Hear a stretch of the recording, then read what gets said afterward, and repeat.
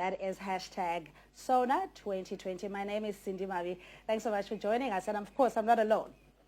Good morning, Sanibonani viewers at home. Igama lam ndinguThembi Nkosi Ngoma.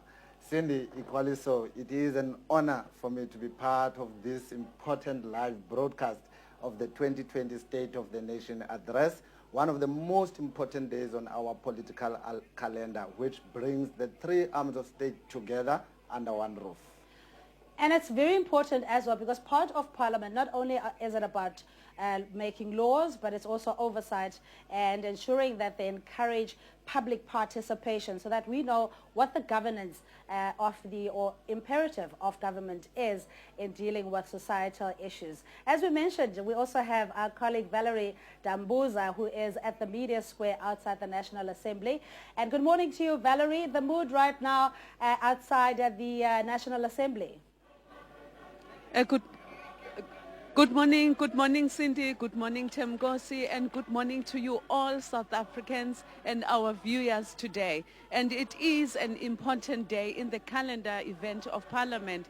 Today we welcome you because it is the State of the Nation address by our State President. And this is going to be his third State of the Nation address, but it is second of the 6th Parliament. But we have a lot of exciting events today. We have a basket full of various activities. We are going to be bringing you live the educational, the historical, and the other entertaining programs for today. But before I empty our baskets, viewers at home, we are going to be knocking on the doors of Parliament where the presiding officers are going to welcome us as viewers and everybody who is ready to listen to the State President when he delivers his address tonight.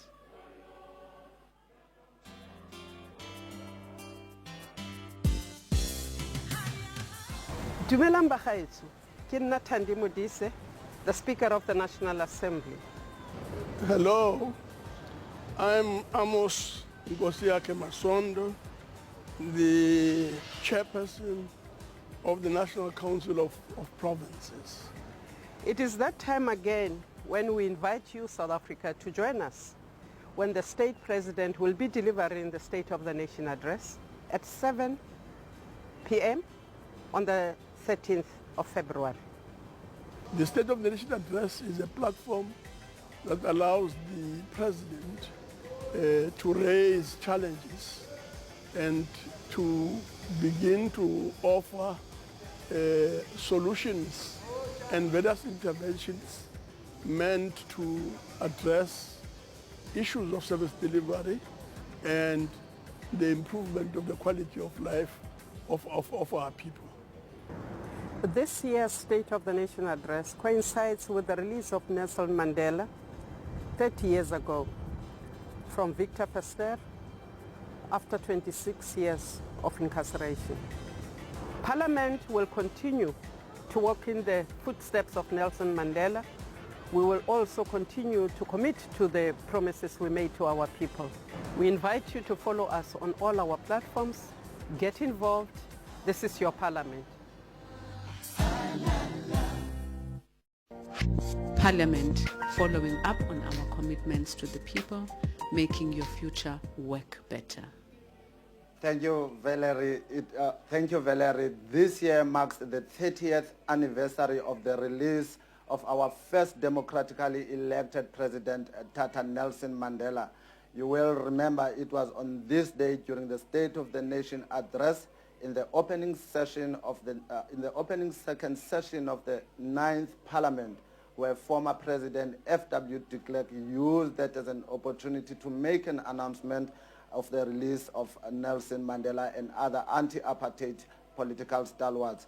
Cindy, can you still remember where were you on that day? How was the mood like and how was the reaction from people around you? I think there had been a lot of anticipation and a spirit of hope, you know, that this is a new dispensation. We have come out of a very dark and bitter past, and the announcement that President Nelson Mandela would officially be released had given us a glimmer of hope that a new dawn, as it were, was going to be unleashed on us. But we also have the choir. So before we continue with the program, we'll from time to time give you a sense of what it is that you can expect. But we do have the parliamentary choir, and it's just beautiful, the ambience here. They also double as members of Parliament in different roles, but primarily today they will be rendering items and the national anthem a little bit later. You yourself, you're an institution of Parliament in a sense, that you work in the Secretariat, and you can give us a sense of how everything else sort of comes together. Well, as someone that is responsible for the administration of the Committee on Communications, my main role is merely to see to oversee the running of the committee, such as setting up committee meetings, developing the program of the committee, maintaining the committee budget, liaising with stakeholders and the general public at all. Yeah, that's merely more about what my role is as an employee of the institution. The parliamentary choir really, I mean, they are just beautiful and radiant. We'll just take a listen a little bit and give you a sense of the mood where we are right now.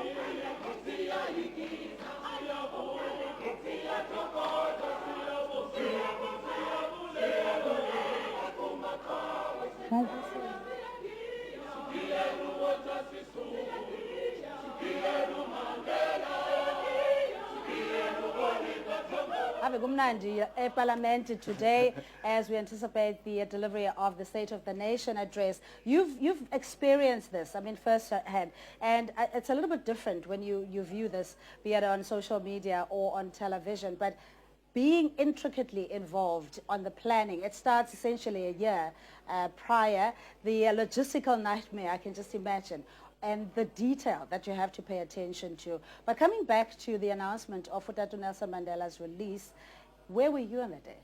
Well, Cindy, if I remember very well, when Mr. Mandela was released, it was a Sunday, and I had just took a walk to Rondebosch Cafe, because then I lived in Mobi. So I had just taken a walk to Rondebosch Cafe to drop off a movie. And there was this hype going around, and I was not really quite sure what was happening.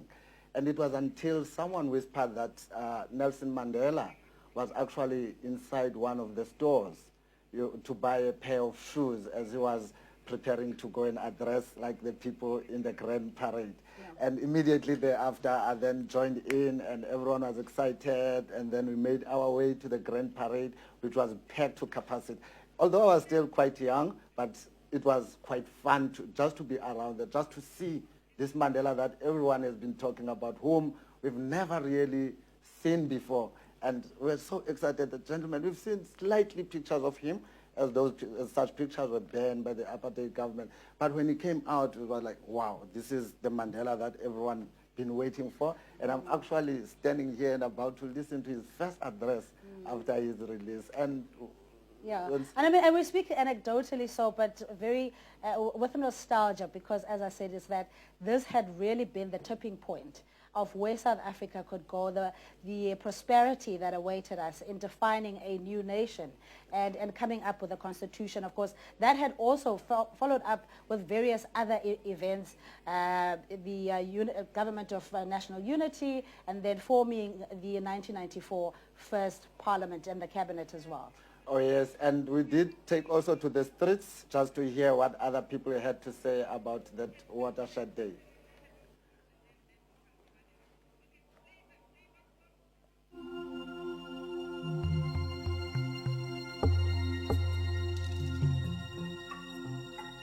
The day meant a lot to me.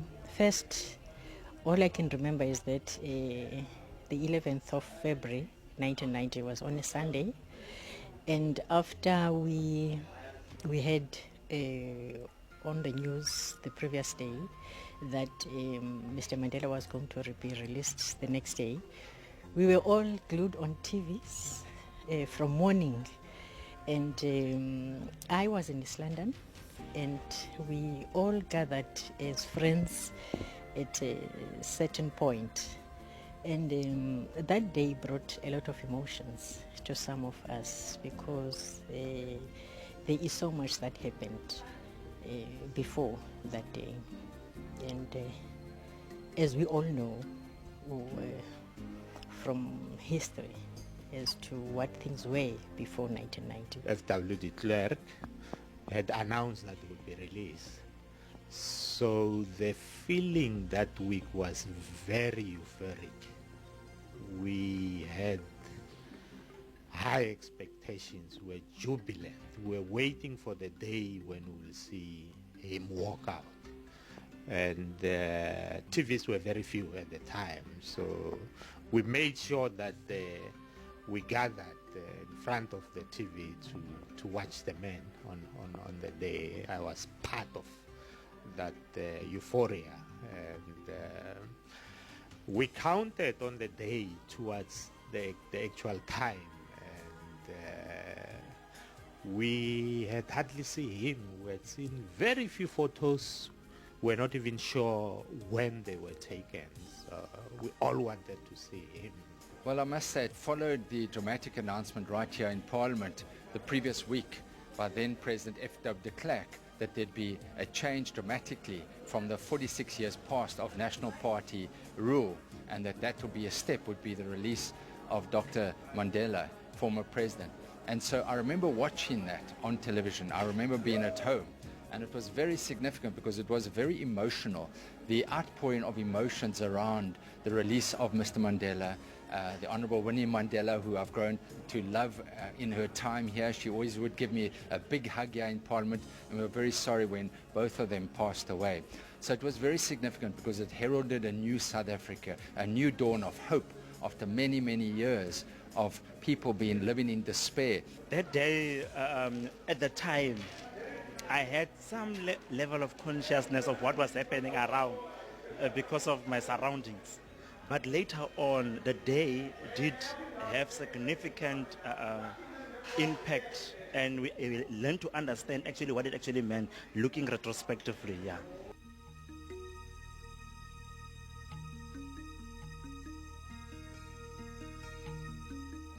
Thank you, South Africans. Thanking you again for having me in your lounges and wherever you are across South Africa. This morning is the State of the Nation address by our President, but just to give us an overview of what is happening in the National Council of Provinces, which is one of the houses of Parliament. I've got here the chairperson, Mr. Amos Masondo, who's going to give us a picture of what actually the NCOP is all about in this sixth Parliament. So we welcome Mr. Masondo. Good morning, sir. Morning, and morning to all the viewers. How is Mr. Masondo this morning? It's a bit cold, but I'm sure it will get warmer as the day continues. Oh, definitely, definitely. Sir, I just read quite a lot about your political activities. Can you just share with the viewers at home and just give us a background of your political history up to this point where you are as a chairperson? Well, my involvement in politics dates back many, many years, since my high school days in the 1970s.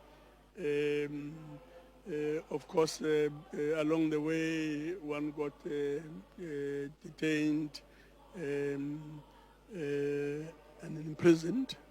I was on Robben Island for about 5 years.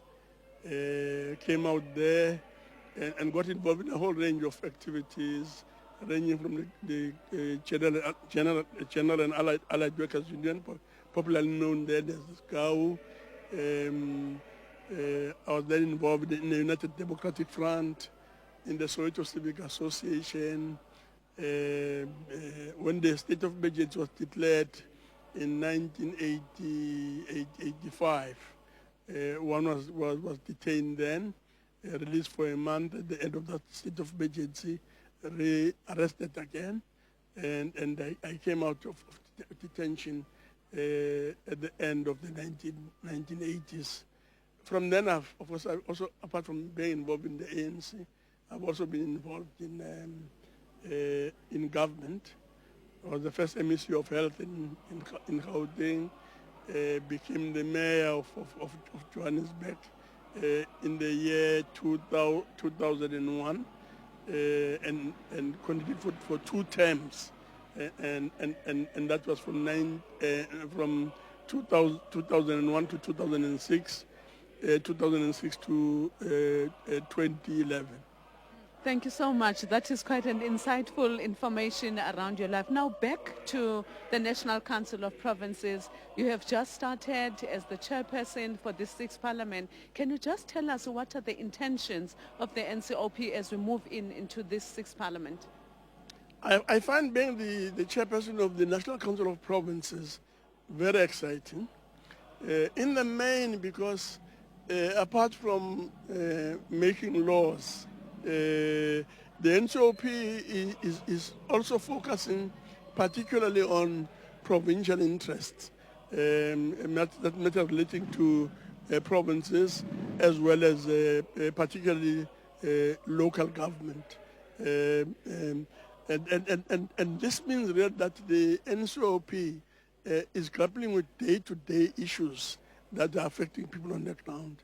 And these may be issues of water and sanitation, roads, the parks, and the need in general to ensure that we build strong municipalities that are able to overcome many of the current challenges, because the overall concern is to ensure that the quality of life of people improves for the better. Oh, thank you so much. Thank you so much, Chair. As you have just elaborated on the work and the vision of what is going to be happening in the National Council of Provinces, one of the flagships of the NCOP is the Taking Parliament to the People. In 2018, we had Taking Parliament to the People going to Gauteng under the theme, the impact of migration on service delivery. So what is the status up to now? Because the main event took place, but there's a particular aspect or phase that has been missing. Can you share with the public how is that going to unfold? In the month of March 2020, we'll be going to Gauteng to give a report back on issues that were raised by people when the NCOP went to communities in that province. We are looking forward to an intense engagement with most members of the community, and we are confident that many of the issues that are facing our people are being addressed and will continue to be addressed as we move into the future. The question of migrants in particular is a question that is very, very important, because people move from one place to the other.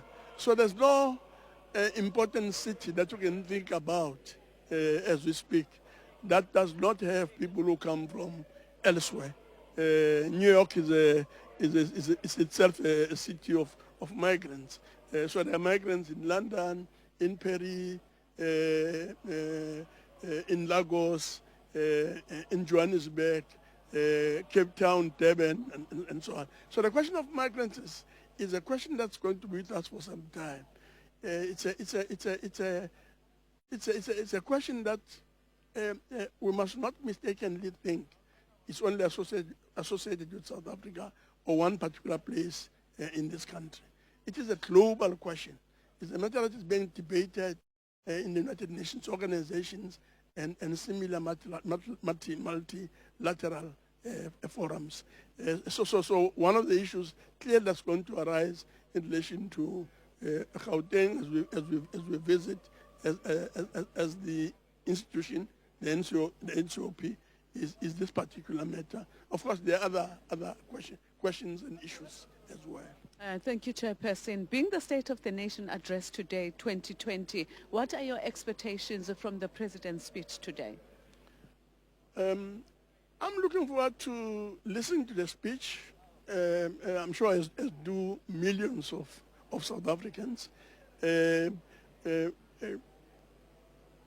I expect the President to address the state of nation of South Africa, to raise the challenges, to put forward possible solutions, and in a sense to begin to map out how we will be grappling with these matters going forward. You highlight matters. Can you just elaborate further on some of the matters that you are alluding to? Well, there are issues that are topical in South Africa that I think the President may touch on. Whether it be issues of energy, electricity, ESCOM, and so on. The question of the troubling state of entities, whether it be PRASA or any institution such as the South African Airways and so on. Then there, of course, South Africa has just become the chairperson of the AU. I'm sure those kinds of issues which are likely to be raised. Of course, I'm not the president, and therefore I can't talk in any way beyond what I've just said. I myself, I'm looking forward to the president raising these kinds of issues and really inspiring us as we continue to grapple with many complex questions. I do believe that, Chairperson, because even the issue of electricity, all South Africans are questioning or wondering when is this issue going to be resolved, because it affects businesses, it affects communities. But having said that, how ready are you today for the joint sitting of the National Assembly and the NCOP? We are ready. It's all systems go. There's only one item on the agenda, that's the State of Nation address, and we are looking forward to members because they're disciplined members, they're honourable members, abiding by the rules, joint rules of Parliament, and complying, and that's making our work relatively much easier. We have seen in the previous State of the Nation addresses where the sitting, just even before the President starts his speech, there's a disruption from one of the political parties in the House. But how is Parliament ready in this joint sitting to address should this particular event happen? We have heard the noises. We are concerned, but we still place trust on members. They know the rules. We're looking forward to them complying. Chairperson, thank you so much. I wish you all the best for today in our State of the Nation 2020. May everything go well for you and the members of the National Council of Provinces. Viewers at home, that was the chairperson, Mr. Amos Masondo, for the National Council of Provinces. He elaborated a lot on his expectations as well as actually the feedback to Gauteng for the communities who attended the main event on taking Parliament to the people. So citizens in Gauteng and around, get ready for the feedback session that's going to be happening in March. Updates definitely. The NCOP will be sharing that information with you. So now let's get ready to watch what is the State of the Nation address.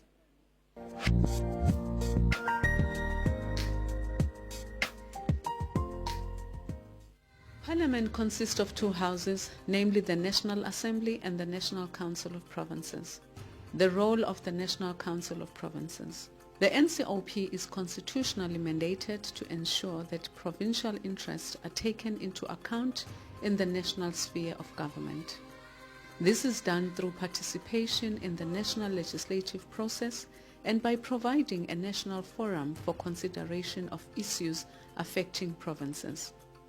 Let us remind ourselves of the words of President Nelson Mandela when he said, quote, "The NCOP is uniquely placed to reflect the diversity of our society and to synthesize the experience of those spheres of government charged with the great bulk of the task of implementing the country's national program of fundamental change," close quote.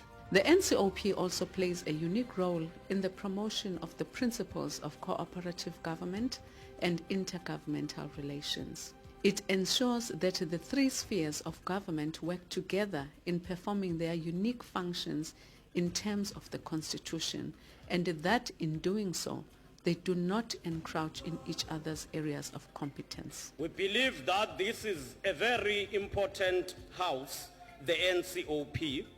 We believe that we should continue to work together as provinces to raise issues that affect our respective provinces. Out of the main functions of the NCOP is to make laws. In performing this legislative function, the NCOP may consider, pass, amend, propose amendments, or reject any legislation before it.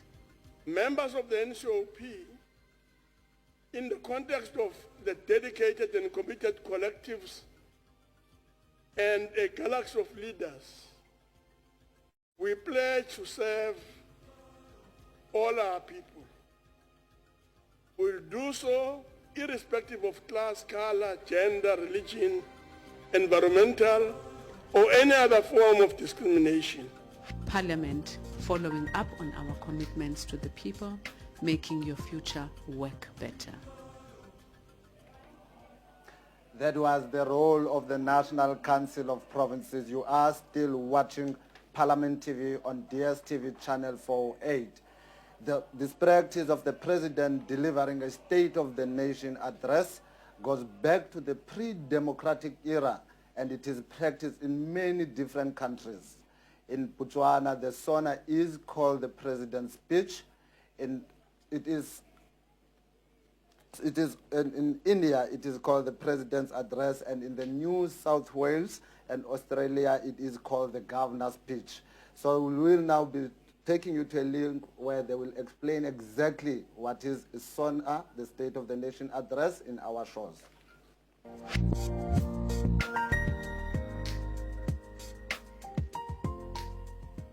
The State of the Nation Address is an address to the nation by the President of the Republic of South Africa as the head of state. It is commonly referred to as the annual opening of Parliament. The President uses this occasion to set out the government's key policy objectives and deliverables for the year ahead in a wide-ranging address to members of Parliament, which is the basis for executive action during that calendar year. The President has called for this joint sitting of the National Assembly and the National Council of Provinces in terms of Section 84(2)(d) of the Constitution of the Republic of South Africa, read with Joint Rule 7(1)(a), in order to deliver his State of the Nation address to Parliament. I will now call on the President to address the joint sitting. Mr. President.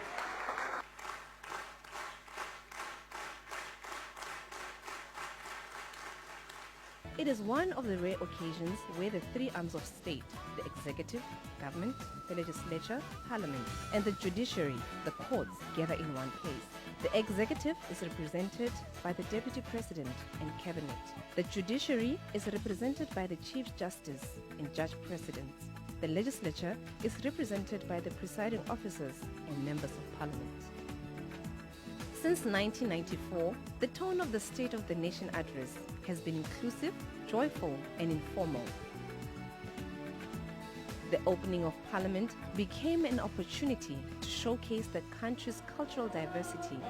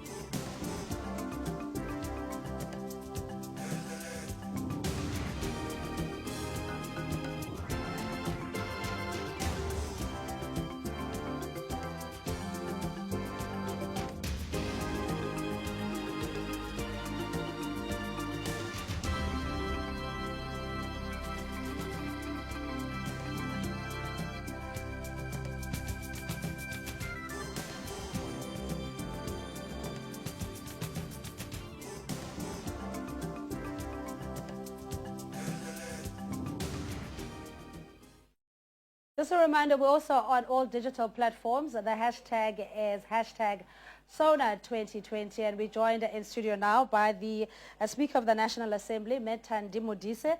Good morning and thank you so much for joining us. I mean, this has been almost, for you, it's a well-oiled machine, historically having to put together the State of the Nation address, which is prepared 12 months prior to that. We know that the budget has been significantly reduced, not only because of the austerity measures, but the economic climate as well.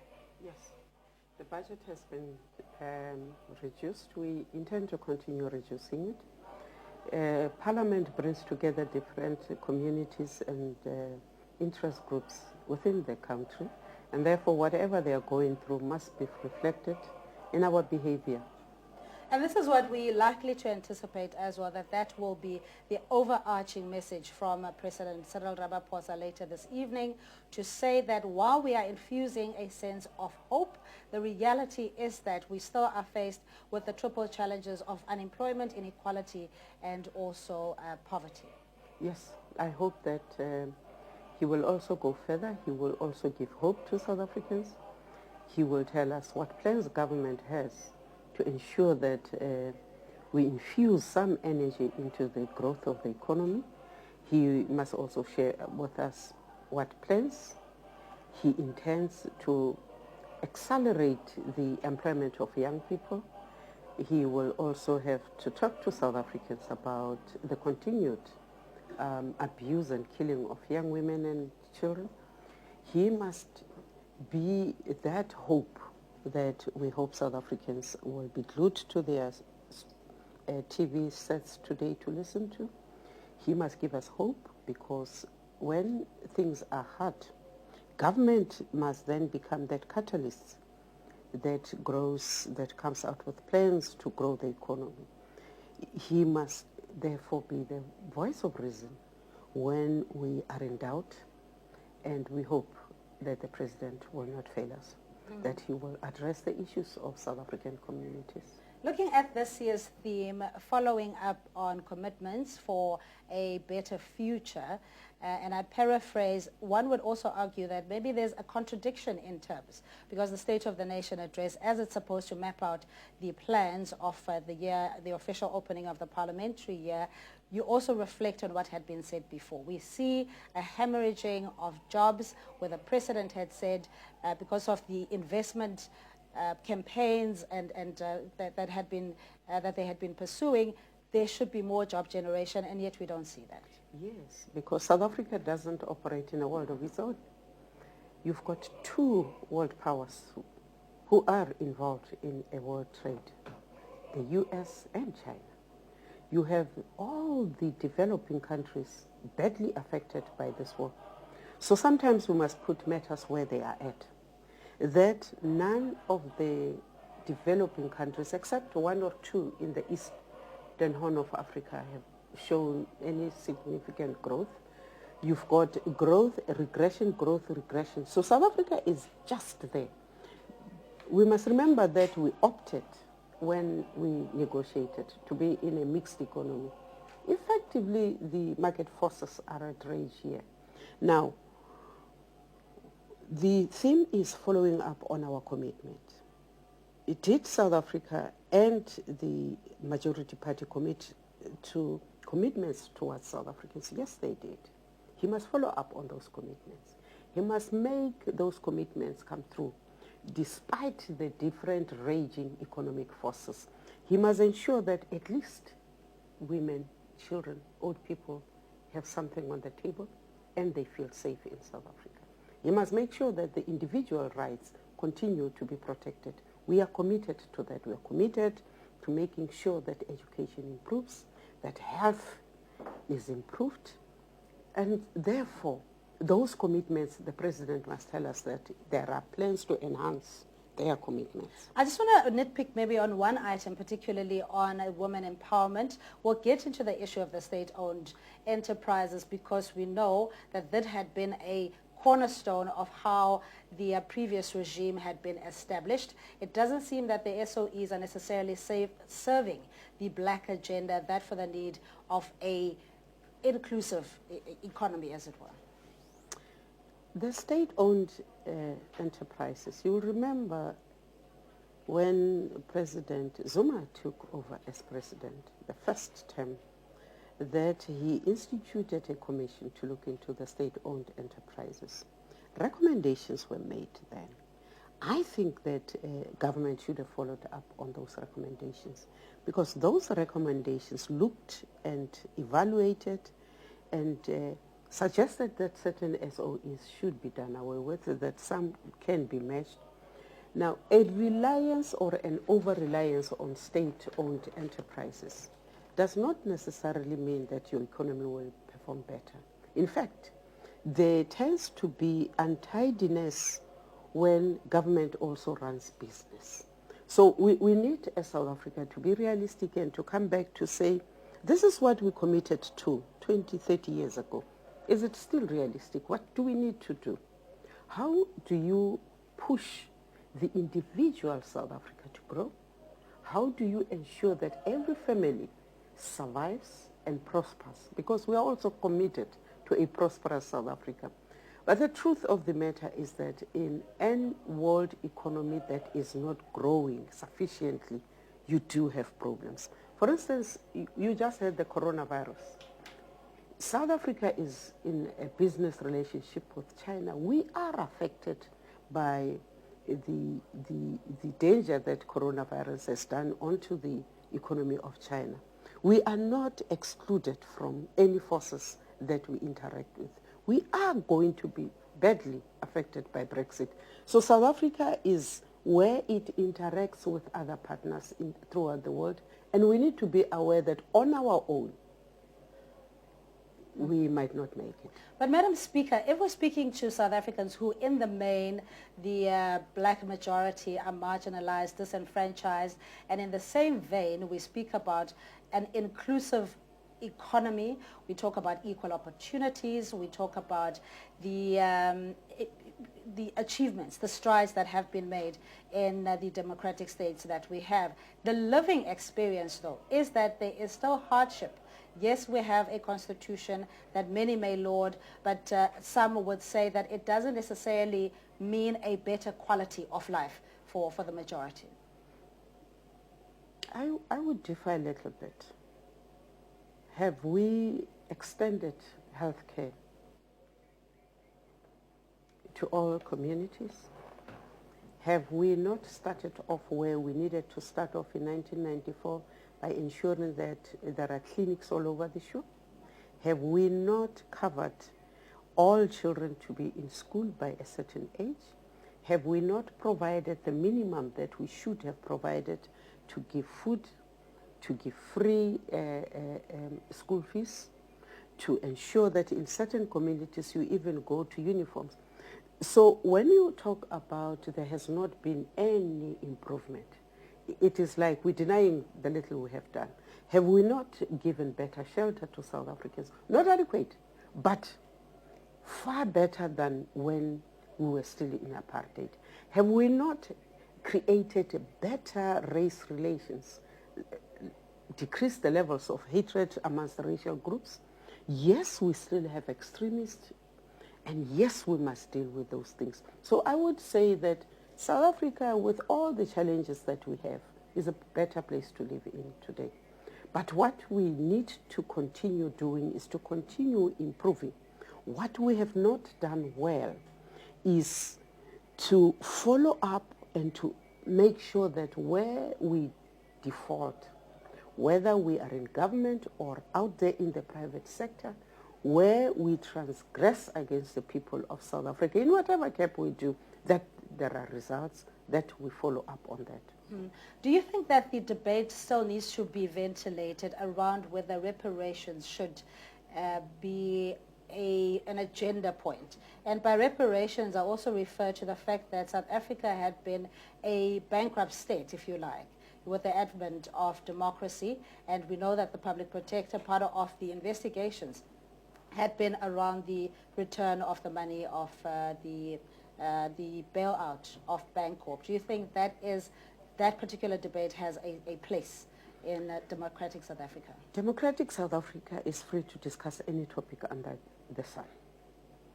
Democratic South Africa means that all citizens have a responsibility to put questions, to proffer advice and recommendations, to make us all work.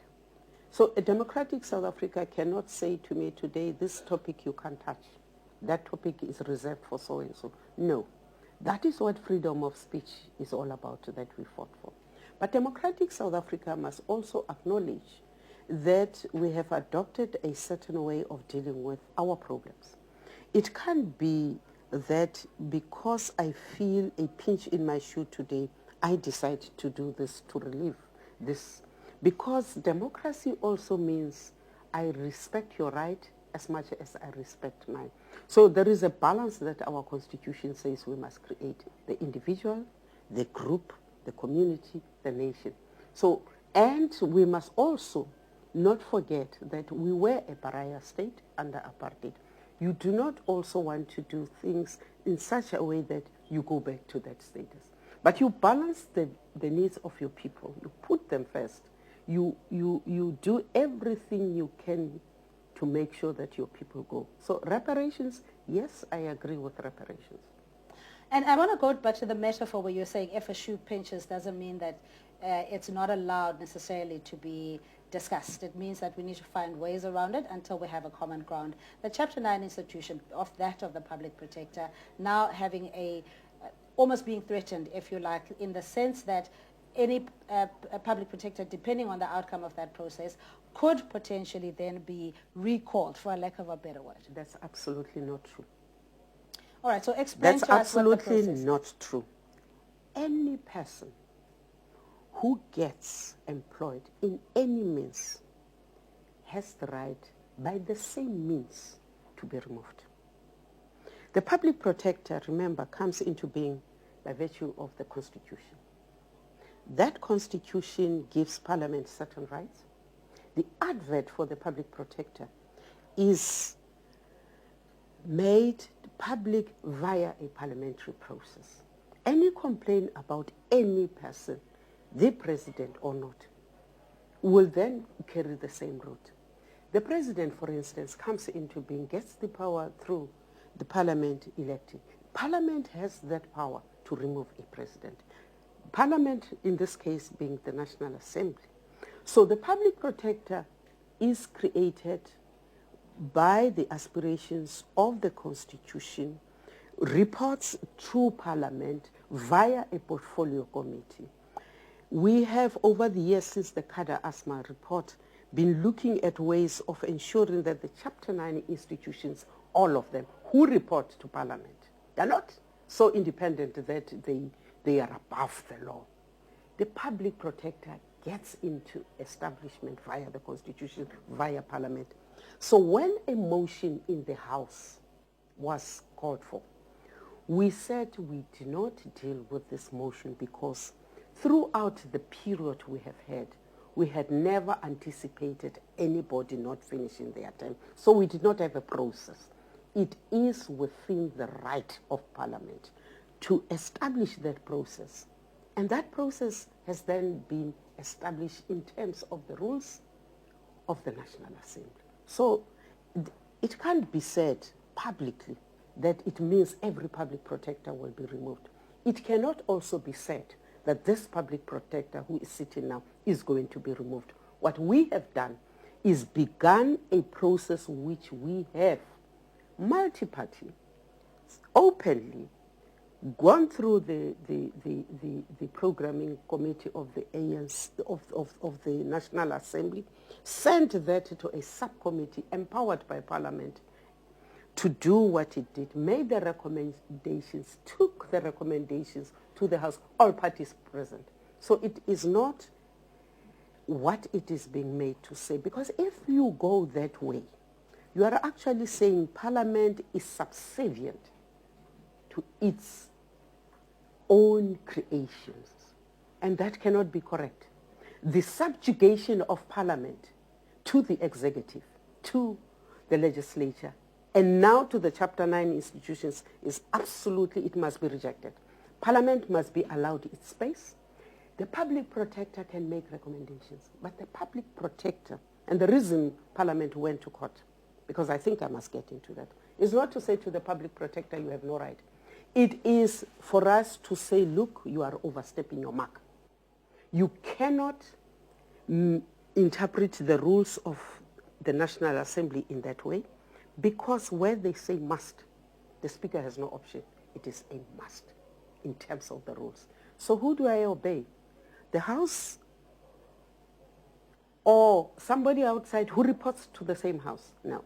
And Madam Speaker, I understand that obviously there is very little room to maneuver, especially when it comes to a hugely regulated environment, not only with the state-owned enterprises, but with the Chapter 9 institutions as well. I just, for clarity, in that whatever happens in the machinations and the running of Parliament, perhaps from a public point of view, may be perceived in one way or another. So for clarity, this, as again you're saying, is not necessarily that there is a particular attack or a particular vendetta. It is just the nature of how the business works. Look, as matters stand, we are in the process of doing the first step, that is establishing a panel. It is that panel of fit and proper juristic people who will come to us and say there is a case here or there is no case. As far as Parliament is concerned, we have no personal interest in this matter. We will do what we have agreed to as that House to do. Yesterday was the deadline for all parties to give us their names of the recommended panelists. When we are through with the process, we will also be public. That panel will tell us where to take the matter. If they say drop it, there is no case, then there is no case. All right, we're gonna park that one. I'm sure we'll be watching very closely in that space. But Madam Speaker, because we're also celebrating, South Africa is a country of many contradictions. While there are highs, there's also lows. But we're reflecting on the announcement of the release of former President Nelson Mandela and the theme or the virtues that we're carrying forward for this year of forgiveness, human dignity, and compassion. Just talk us through that memory or the legacy of Utatu Mandela in this context. I think South Africa was lucky to have a man like Nelson Mandela. He forgave, but he also taught us that you never let go in the values that buttress or continue to improve humanity. He was wont to say that in any society there are good men and there are bad men. There are good women, there are bad women. So Dade Mandela was about a balance, was about accepting people for what they are, but to endeavor to always improve today from yesterday. He taught us to forgive.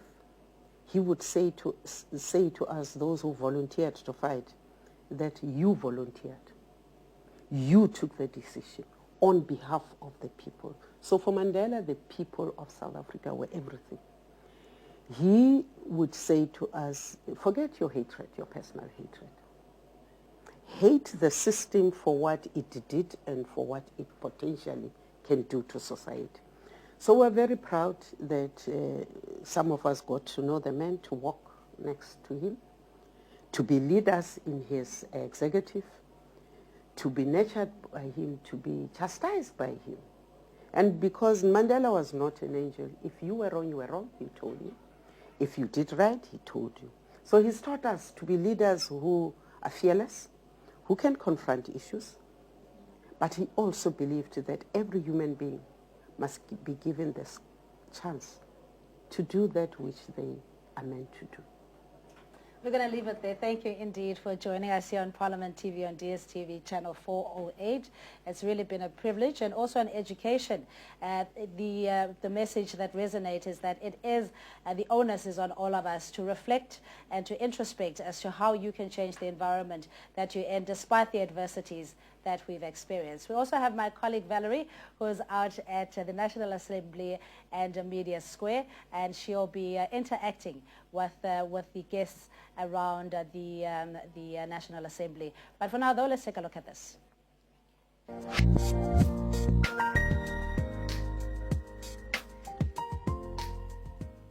Parliament consists of two houses, namely the National Assembly and the National Council of Provinces. The role of the National Assembly.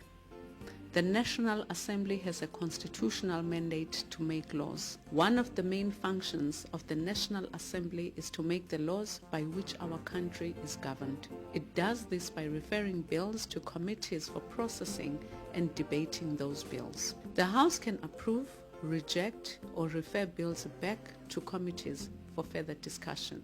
The National Assembly also has a constitutional mandate to carry out oversight on the executive. Oversight is carried out by scrutinizing, monitoring, and overseeing the actions of the government or any other organ of state in respect of the implementation of the laws, the application of the budget, and observance of the Constitution.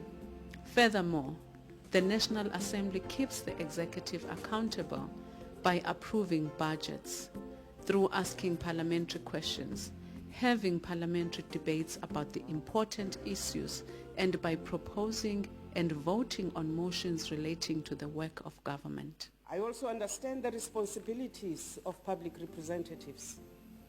I further understand the responsibility of Parliament as a site for debate, for public education, and as a defender of all law, rights, and liberties. I also understand the role of the presiding officers as enablers of debate and protectors of the rights of the public and the public representative to hold the executive to account and to capacitate themselves, these public representatives in this House, to adequately use the power of the purse strings to hold and to continue holding the executive to account. The National Assembly also has a constitutional mandate to elect the president from amongst its members. And I accordingly declare the Honorable Cyril Matamela Ramaphosa duly elected President of the Republic of South Africa.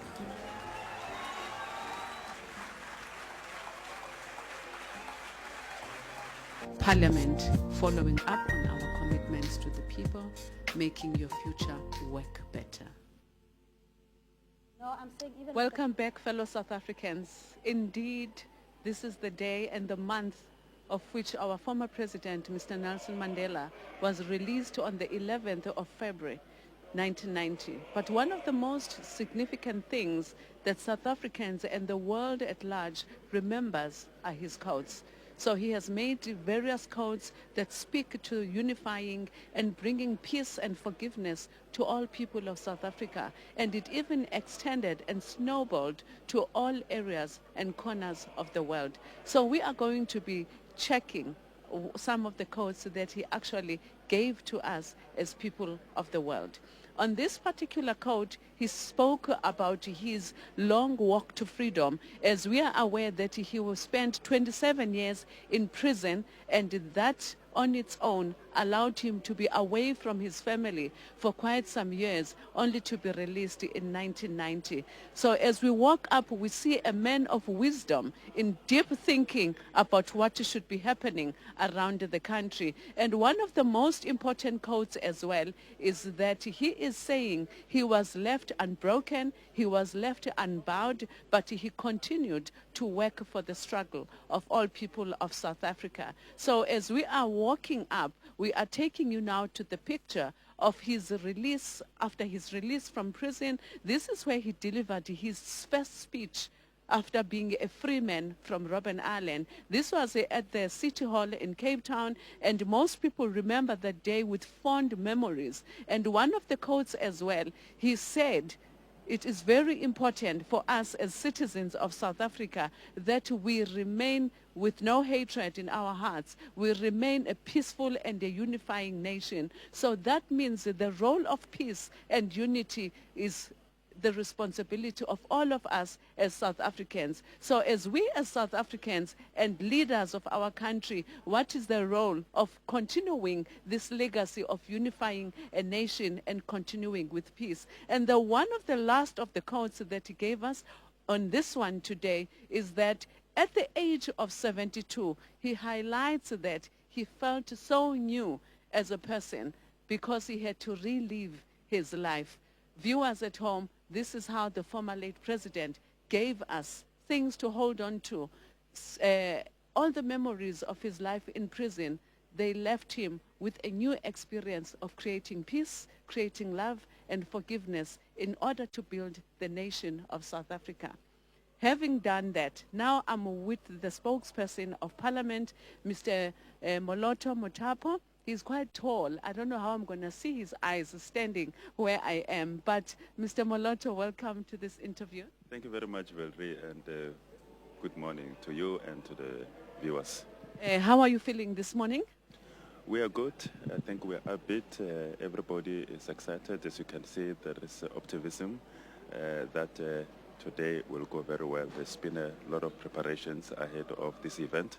As you know, it takes months and months to put it together, and today is the day. The weather is good, it's not too hot, and I think we are joining the rest of South Africans in being excited about the announcements that the President will be making this evening, and also taking stock of the issues, the challenges, the socio-economic state of the state of South Africa. So it's all good, it's all systems go. Thank you very much. Viewers at home, you've just been informed that all systems are ready to go for this State of the Nation address. Mr. Moloto, before we get to what your mandate is in the institution, can you just share with us, viewers at home, how was your feelings on the day when you heard that the former president, Mr. Nelson Mandela, was released? I don't know whether you were still at school or you were not born then. No, I was 18 years. I think I was turning 18 years, 17, turning 18.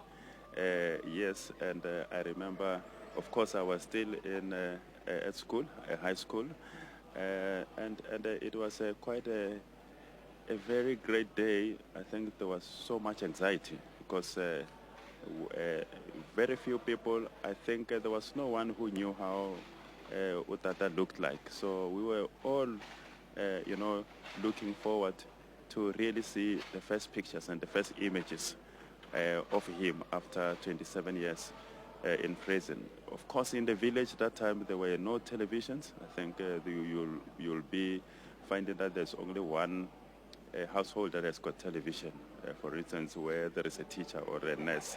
So those are the professions of black people during that time.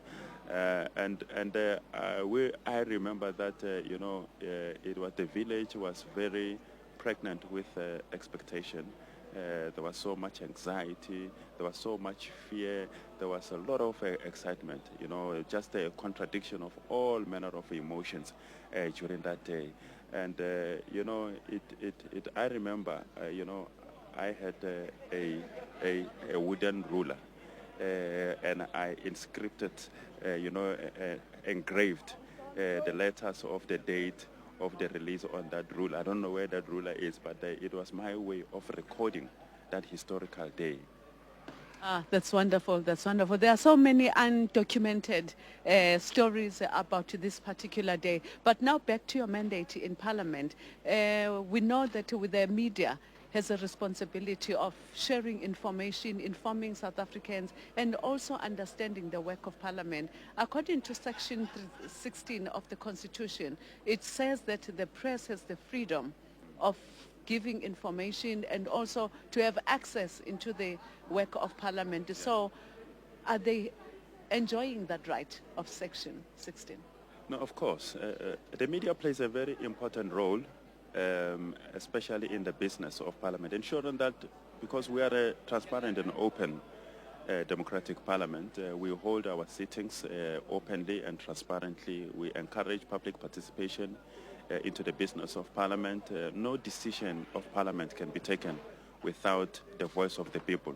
So it is very important, therefore, that the media exercise their role as enshrined in the Constitution. They are allowed and they are not denied by any way. We create a conducive environment for the media to publicize the work of Parliament, to connect the people with Parliament, to ensure that the people of South Africa are able to participate, to be galvanized, to participate. So it's a very important platform. That's why we have got quite a number of media people that we are housing for free here in Parliament. We ensure that we give them accreditation to operate from Parliament, to be closer to the committee meetings, to be closer to any activity of Parliament, the sittings of the institution. We've got a special gallery, even in the House, for that we call media gallery. So that is a serious recognition of the role of the media in ensuring that it creates and shorten or bridge any gap between the people of South Africa and Parliament. So they play a very important role, and we're excited also to have them here because, over the last few years, there's been quite a progressive increase in the interest of the media to cover the State of the Nation address. And this year we are talking about over 800 that has been accredited to cover this event. And that augurs well for our democracy and for ensuring that the people of South Africa are able to follow the State of the Nation address live, and they are able to participate one way or another through the public platforms that the media and others are creating. Okay, thank you so much, Mr. Moloto. One of the things is that in the previous government, some of the media houses were banned from attending sittings of the National Assembly. So are all the media houses accommodated in this new dispensation of our democracy, or you also are specific as to who you are inviting to attend any of the programs of Parliament? Of course, we know that during the apartheid regime, there was an onslaught, against the media. The media journalists who were reporting freely about, the harassment, the torture, the torment, the killings that were sponsored by the state. The media that was reporting accurately and freely about those. They were being, journalists were being killed. Journalists were being, arrested. They were being harassed, they were being tortured. But we are in a new dispensation, democratic dispensation, that respects the rights, the freedom of speech, free dissemination of information, the rights of the people of South Africa to know about the affairs of the state, the affairs of the activities and the business of Parliament. And therefore, we ensure that as long as you are a genuine media, you are invited to cover, and we don't have a limit with regard to how many members of the media can be allowed. As long as you are a genuine media, you are allowed to come and conduct business here in Parliament and ensure that the people of South Africa are informed. We even create, like a free Wi-Fi. For instance, we've got where the media is stationed around this building. We've got free Wi-Fi to ensure that the media can be able to, to tweet. They'll be able to send multimedia, information. As you know that, with the advent of social media, that has really revolutionized, the practice of journalism. It has created multiple platforms for the people of South Africa to follow. News on the Parliament or any business of the institution. So we create all these platforms and enabling environment to ensure that the media practice their trade freely without any interruption. Okay, thank you. Mr. Motapo, another issue is that we've got community newspapers. As you are elaborating further as to who gets accredited, you spoke about recognized media houses. How do you accommodate those local and community newspapers in order they get to experience this important and august occasion of the State of the Nation address? Community media are a very important part of the media. So when we say genuine, recognized media, we are also including community radio stations, we're including community newspapers, community televisions. So all of them, they are always encouraged to make sure that they come to Parliament. And we have actually accredited quite a that have applied. But those who are unable because of the budget, as much money,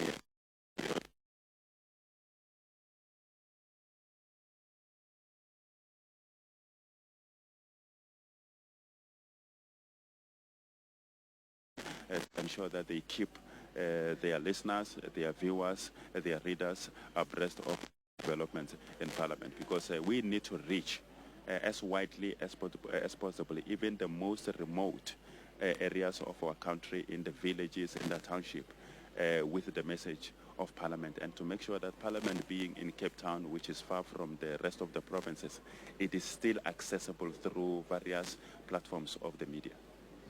Thank you so much for that input. Now, going back to young journalists who are not yet qualified but who are eager, who are studying media, how can we encourage them in terms of getting access to Parliament? What are the processes for one to actually come and cover a story within Parliament? Well, we are in touch with the media institution, the academic institutions. We are in touch with their journalism department. There are, in fact, there is one University of Technology, it's an University of Technology that annually comes to Parliament.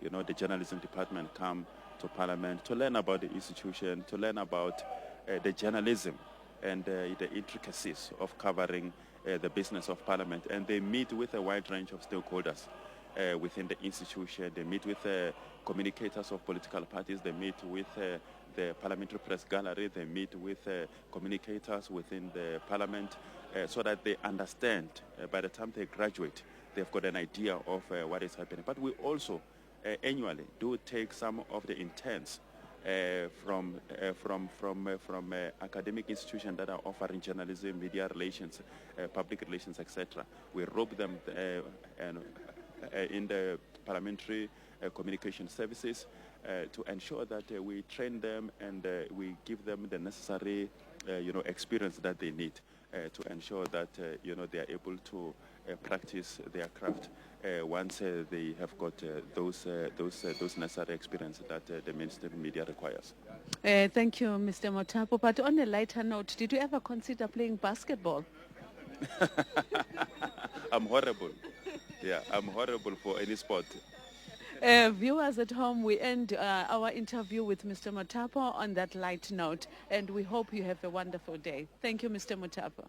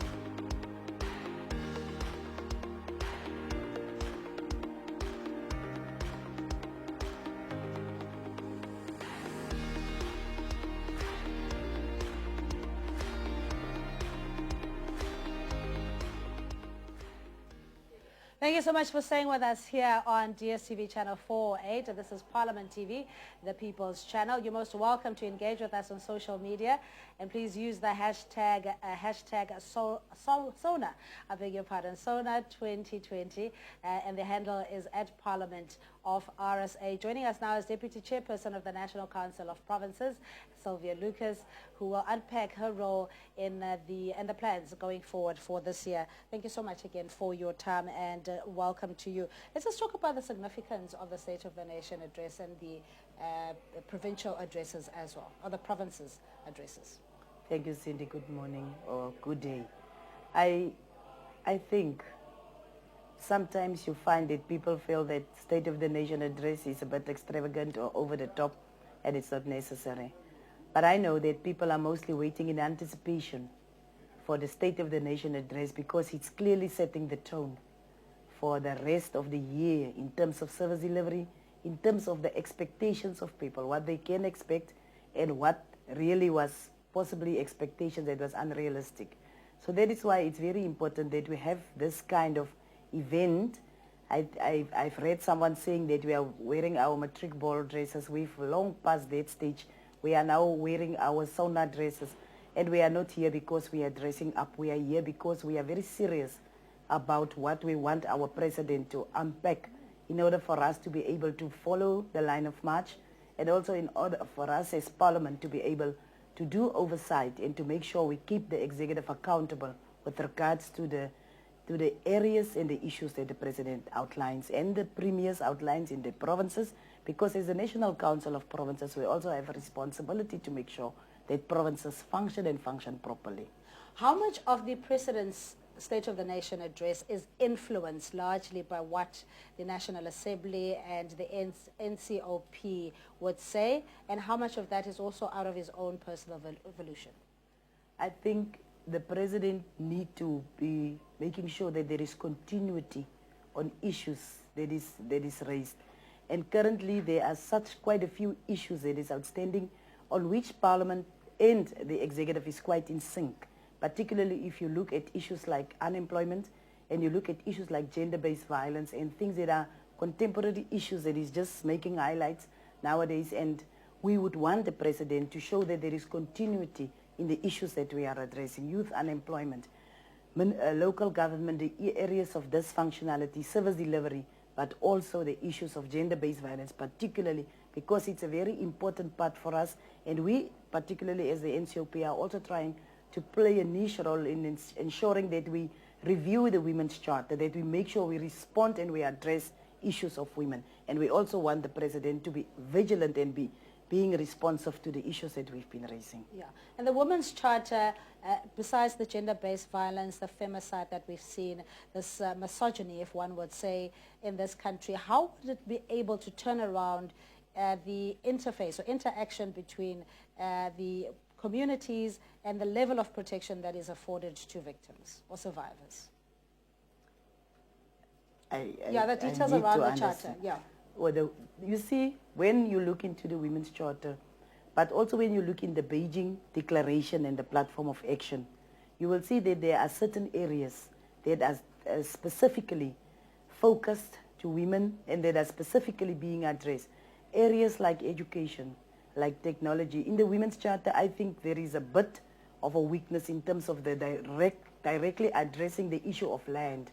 And when we go out to communities, as we are currently doing, we want to make sure that people must actually decide and unpack to us whether they feel the current areas that are actually covered, is it still relevant? Because if you people speak about 4IR, they speak about technology, and the Women's Charter do actually provide for issues like women in education and in technology. But are we on par with what is currently the developments within the country and so on? But when you look through that Women's Charter, there is an issue on infrastructure, but not necessarily an issue on land. And which means the priorities of the women then, before 1994, is probably slightly different than what is now the issues that women want to address. And also the fact that women in the economy. In South Africa, there was not really enough done to make sure that women are established in the economy. So we want, through this consultation process, also women to give us some kind of ideas as to how they think we can actually respond to the areas wherein which they are interested on. But we should have enough intelligence and data research and analyses of what the conditions of women are, especially those in urban and rural, peri-urban and rural areas. Is there not enough that can at least accelerate the process of ensuring that these are implemented? Let me mention an example of why I feel that you need to be able to, from time to time, get the input of people. I was sitting with one person one day, and this person was saying, why is this community in uprisings, in this specific community? They got water, they got electricity, they got this and they got that. I said, really? Have you consulted the community before you implemented this kind of services that was there? Your reality is not necessarily the reality of the community. And do you know, even if the services are there, what is the experience of the people? We are not here on our own behalf. We have been voted into these positions where we are. And we said the people shall govern. So are the people really governing? If we said, no, we've got enough information, we are just going to continue. I feel that from time to time you need to consult those that you are saying that you are doing things on their behalf. Okay, equality, of course, and gender-based violence and opportunities within the workspace, or whether there is even a sense of women being maligned because they're raising families or making a choice to have a family. Are those also on the agenda that you look at? And what difference will that then mean, especially to the Labor Relations Act? Let me give a practical example of sometimes how women's issues are being perceived. I was a member of a particular union at one stage, and Thursday afternoons they said the time was for women. So I spoke to the leadership of the union. I said, I want to arrange a lecture for the women, and also just so that we get together and discuss our own issues. And one man actually said to me, you can go, that women will not be interested because Thursdays they used to do their washing. I mean, that is the kind of perception that make people not to respect the role that women can play. And I went to the women. To my disappointment, about 60% of them said, no, but we are using this time to do washing. I said, it's exactly why the men doesn't respect us, because that is their perception that we want this Thursday afternoons to go and do washing. Why can't we go and do some real activism and real campaigning on that specific time that we are having on a Thursday afternoon? And slightly, and you know, slowly but surely we could change the women's attitude towards the fact that if you have got free time and you are in a union, you are supposed to be an activist, let us use this time to do other things, but not go home to do our washing. I'm mentioning it because of you said is that how is it that we are seeing the role of women? What is actually our reality? The reality is that we still have to go a long way to educate our women. We still have to go a long way to involve our women, because in the end, if you look at when we started just after Beijing, I think 1996, around there, 1997, we were very strong on saying the face of poverty is black and it's a woman. That is, we were very strong on that thing. Have it changed? How far are we now? We can say 30% of women have been empowered, 49% of women is in parliament, but what about the rest? So that is why I'm saying we've got this responsibility to make sure continuously, because we started from a disadvantage. We're going to have to leave it there, Deputy Chair. And thanks again for your time. South Africa, of course, being a perpetual work in progress, and we encourage you to interface with us. That's Parliament of RSA, and on social media, hashtag SONA2020. That's Madam Sylvia Lucas, the Deputy Chairperson of the National Council of Provinces, giving us her insight about the plans, especially when it pertains to women going forward, and the Women's Charter as well. For now, though, we'll take a look at the presiding officer's welcome a little bit earlier.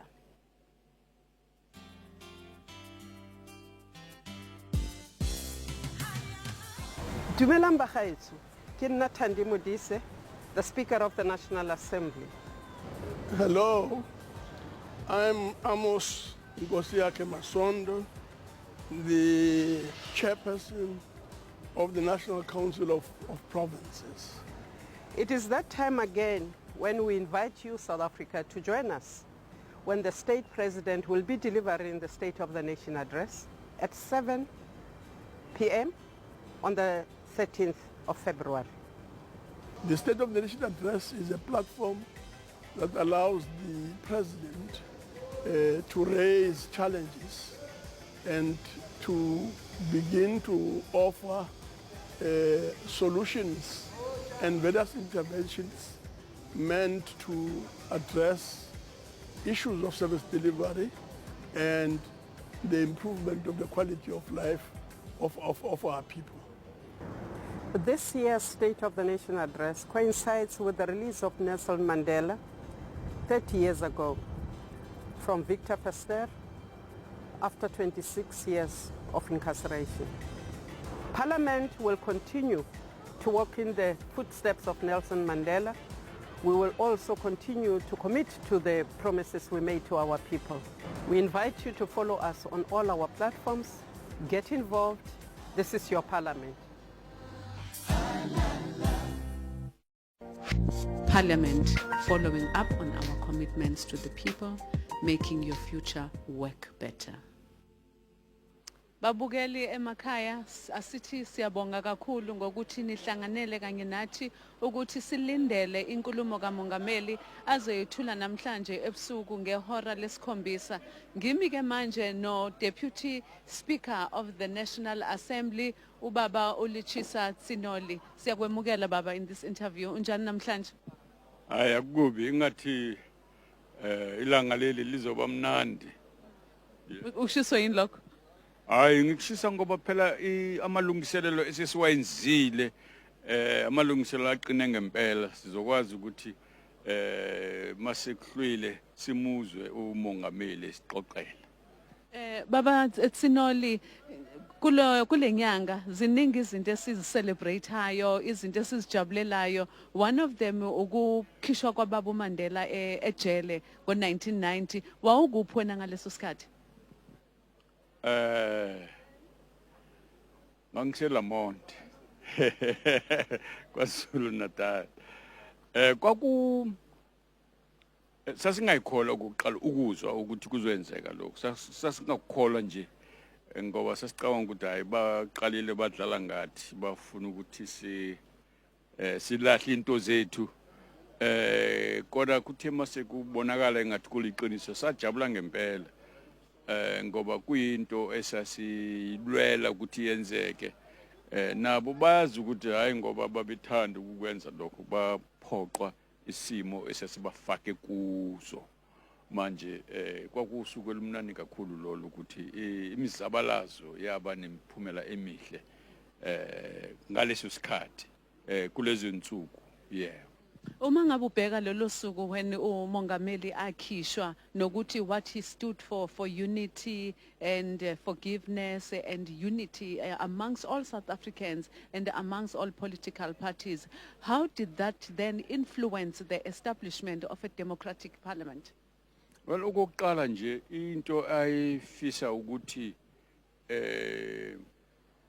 wonke umuntu ayazi ukuthi kungenxa yemizamo yawo wonke umuntu ukuthi yena nabanye bakwazi ukuphuma ejele hayi ngoba kuyibona kukhona abakwenzile ngeziqu zabo kodwa kungenxa yemizabalazo yabo bonke abanye abantu ukuthi baphume ejele nemibutho yabo inhlangano zabo zivulwa imilomo ngoba zazivaliwe lokho kwadala ukuthi umsebenzi omkhulu ukuthi kwenziwani ukuya phambili ukuthi kube khona inyathelo ethathwayo ukuqiniseka ukuthi ezweni ngaphakathi kuyaxoxiswa ukuthi isimo lesi esikusona okwamanje ngaleso sikhathi sizoziguqula kanjani ngayiphi indlela ingakho kwavunyelana ukuthi hayi asikwazi ukuthi thina sisithathele inqumo abantu bangashongo ukuthi bafuna ukuthi kwenzeke ingakho kwathiwa akuthathwe inyathelo zokuthi kuyiwe okhethweni abantu bakhethe abaholi babo ukuze kube yibona abahlalayo bahlangane bahlanganise iconstitution okuyiyo ezokwazi ukuthi isinikezwe umkhombandlela ukuthi konke okunye esizokwenza kufanele kwenzeke ngayiphi indlela kulandele emiphi imigomo kwaba lo msebenzi omkhulu oyenzeka ngaleso sikhathi manje ukukhishwa kwakhe kwadala ukuthi abanye ababengakholwa ukuthi bakubone ukuthi hayi cha ingathi kuyahambeka la besithi siyakhona kuyangakhona ingakho lo msebenzi lo ukuthi kulungiselele ukhetho kwaliwa ngempela ukuze kuze kutholakale idate usuku lokuthi hakuye yilona suku okuzoya kulona okhethweni lavela emva kwento ebhlungu kakhulu ukuthi kubulawe uGrisani uMadiba nabanye basho ukuthi hayi asizokwazi ukuqhubeka nale ngxoxiswano ngaphandle ukuthi kube khona isiqiniseko sokuthi sithola usuku kuyiwanini okhethweni kuthathwe kwenza amalungiselelo ukuthi lokho kwenzeke ngamanye amagama kufe abantu ukuze sifike la safika khona ngalesi sikhathi okukhulu kwaba ukuthi yangabe sabakhona indawo yokuthi bacashe ukuthi bazocasha kanjani ukungakhiphi usuku ngoba lokho kuthi mesekwenzekile abantu bazi ukuthi hayi cha sohamba sokhetha abantu abazosimela ekwakhiweni kwendlela entshe yokuhambisa izinto ngaphakathi ezweni kwaba into enhle kakhulu leyo. Siyabonga, Deputy Speaker. Now we are here on the State of the Nation address for 2020. Looking beyond this 2020 State of the Nation address, can you just share your expectations of today's State of the Nation address as South Africa is trying to move ahead in terms of service delivery within the nation? Well, okokuqala nje sikhala ngokuthi izinga lokuntula komsebenzi ukungabi khona kokusebenza nokuthi ukungalingalingani ngaphakathi ezweni kubi kakhulu nokuthi abantu bayawufuna ngempela umsebenzi yonke into ekufanele ukuthi sizwe silinde ukuthi umongameli asho ukuthi lezo ngqaki lezo yini kulonyaka ezowenziwa silindele ukuthi asicacisele ukuthi lezi ndlela ezitholakalayo iziphi ezizoqiniseka ukuthi abantu emva kwalonyaka makuphela lo 2020 bakwazi ukubona ukuthi hayi cha lento umongameli ayikhulumile ephathelene nemfundo ephathelene imfundo ngoba lezi nguquko ezikhona ukusebenziswa kwetechnology kudinga ukuthi abantu bafundiswe ukuze bakwazi ukuziphilisa bakwazi ukungena kweminye imisebenzi ehlukile emisha ukuze ukuthi abantu bangalahlwa nje abantu bakhishwe emsebenzini ngendlela ezingaqondile ukuze kube khona izinto ezibonakalayo ezibambekayo zokuqinisa imfundo jikelele ngaphakathi ezweni la kukhona ukungenzeki kahle kulungiswe ukuze ingane nabantu abadala abafuna ukufunda kuyafundeka leyo ndawo ziyatholakala zokufunda nokuthi ke ukususa emthethweni nokuqiniseka ukuthi lo kungalingalingani ngaphakathi kwezwe kuyaphela abantu abaningi bayakwazi ukuthi baphile impilo engcono ingakho lo msebenzi ukuguqula imithetho ukuqiniseka ukuthi abantu bathola usizo uma begula uma bedinga usizo lo dokotela imali akibi yona into ebavimbayo ukukwenza lokho ukuthi bayakwazi ukuthola amathuba okuziphilisa baphile impilo enhle ende futhi so kukhona kuningi okuphathelene nalokho nokulwa nalokuntuleka kwemisebenzi ukukhuluma ukuthi inkulumisano yakhe umongameli nabanye abaphethe imisebenzi bathini ngoba kumqoka ukuthi siyazi ukuthi uhulumeni yena uyenzani ngalezi inkampani zikahulumeni okufanele ukuthi ziyalungiswa ziyaqondiswa kungasebenzi kahle kube khona okungemnandi kakhulu okufanele ukuthi sizwe ukuthi uthini umongameli ngalokho uzosixoxela ke namhlanje. Okay, siyabonga baba uThinoli, but elinye iphuzu elibalekile ukuthi omunye imisebenzi yakho la eParliament ukuqinisekisa ukuthi izakhamuzi zaseningizimu Afrika zithatha iqhaza uma ngabe iParliament lenza imithetho. Ngokubuka kwakho as uDeputy Speaker of the National Assembly, ubona ukuthi ikhona iprogress ekutheni abahlali base-South Africa ba more involved than before when South Africa gained its democracy in 1994. Abantu ba inxaxheba noma iqhaza balithatha kangakanani kule mthetho ekhishwayo eParliament? Akukhona kuphela ukushawa kumthetho ukuthi abantu babe nezwi ukuthi bona babona kanjani ukuthi izinto zilungiswe kanjani, hayi ngokwenzwa kwemithetho kuphela, kodwa nokuqiniseka ukuthi la kufunakala khona ukuthi abantu basho ukuthi lezi zinto azihambi kahle ngenxa ngeyale mithetho ayiguqulwe, bayakwazi ukukhuluma basazise. Lokho sifisa ukuthi abantu bazokwazi ukukwenza lokho uma thina njengabantu ababakhethile ukuze babezela eParliament nazezindlini zesishamthetho ezweni, bayakwazi ukuthi siyakwazi ukuthi sibanikeze ulwazi ezoqinisa izwi labo lokuthi kwenzeke kanjani ukuguqula noma ukungenisa entsebenzisweni emithetho emisha yokulungisa. Imithetho yona ngokwayo akuyona ngasinye isikhathi ekudinga ukuthi kube khona okwenziwayo ngayo. Ngesinye isikhathi izinto abantu abadinga ukulekelelwa kulezi zinto abazenzayo bona abasibonile ukuthi uma bangathola ukulekelelwa uhulumeni zizokwazi ukuthi zenze imisebenzi bona basizakale kuloko abakuthandayo abakufisayo endaweni abahlala kuzo. Manje thina ke njengeParliament sisebenze nohulumeni ukuqiniseka abantu bawo bayalekelelwa kuleyo mizamo yabo yokwenza ukuthize, ngoba ngesinye isikhathi misikhuluma ngokuthi abantu babe nesandla kuhambiseni kwendaba zabo singabheki ukuthi bona ngokwabo abantu banayo imicabango yezinto abafuna ukuzenza.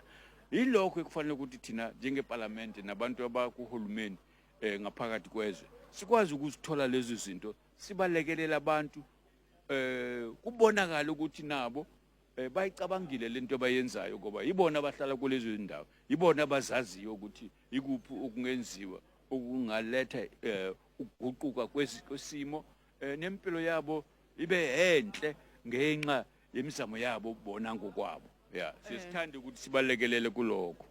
Siyabonga Deputy Speaker, angisengizophetha nje ngokwakho iParliament likulungele na ukuthi lihoste the State of the Nation address this evening? Amalungiselelo ahamba kanjani? Hayi sisimengomumo kuthi nje ilanga melithi liya uyoshona sobe sesingena ngaphakathi sihlale simlindele umongameli ukuzokhuluma nathi, ngoba nevakashi zonke ezayo bazi nabo sebetholile into zabo ezibanikezayo igunya lokungena la, nokuthi ke kuhle ukuthi kungabi khona ukuphazamiseka kwezinto, ngoba abantu le nkulumo kamongameli yenzeka ngalesikhathi ezenzeka ngayo, ngoba sithe abantu ababe emakhaya sebephumile abaningi babo emsebenzini. Bakhona abasebenza amashift, abasebenza ebusuku, abaqala ngaleso sikhathi, kodwa iningi labantu lizobe selisekhaya bakwazi ukubuka, nabantu laba bazohlangana khona kulungiselelwe ama province abantu bakwazi bayohlala khona, bahlala endaweni babukele balalele. Kuyinto enhle, sesikulungiselele lokho, sesilinde nje kushaya isikhathi leso sahambe sizwe ukuthi umongameli usikhombisa indlela ngayiphi.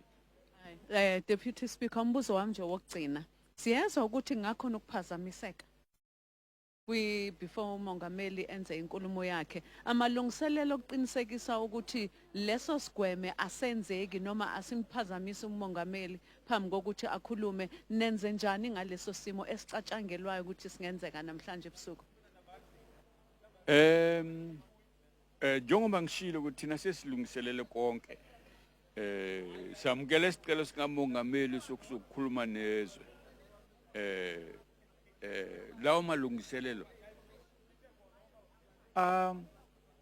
ahambisana nokuthi njengokujwayelekile ikhona imithetho nemitheshwana esetshenziswayo ngaphakathi ukuthi uma kukhona abantu abafuna ukuphazamisa hayike bazohlangana nembibizane bakhona ababalingene abazokwazi ukuthi babavimbe ukuthi bangayenzi leyo nto ngoba ayamukeleki ukuthi abantu behleli balinde ukuzwa umongameli kube khona ababonayo ukuthi bona bazokwazi bazobavimba asizoyamkela leyo nto leyo sesibalungiselele labo bazosithola sikhona.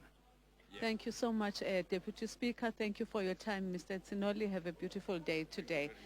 Babukeli emakhaya asibonge kakhulu ku Deputy Speaker ngokusichazela kabanzi ngokuthi amalungiselelo asehambe kangakanani kwi National Assembly lapho kuzobe umongameli ethula khona inkulumo yakhe ngale suku banamhlanje isikhathi kuzobe ku7 ebusuku. Sithi ke bakwethu kule mini kusekuningi esasazonilethela khona ukuze nibone ukuthi umlando waleli parliamente umi kangakanani.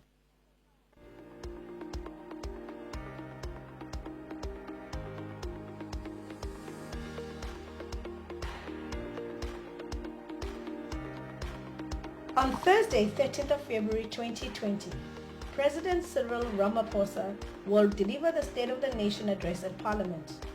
The address is delivered in a joint sitting of the National Assembly and the National Council of Provinces. The State of the Nation address marks the official start of the parliamentary program for the year ahead.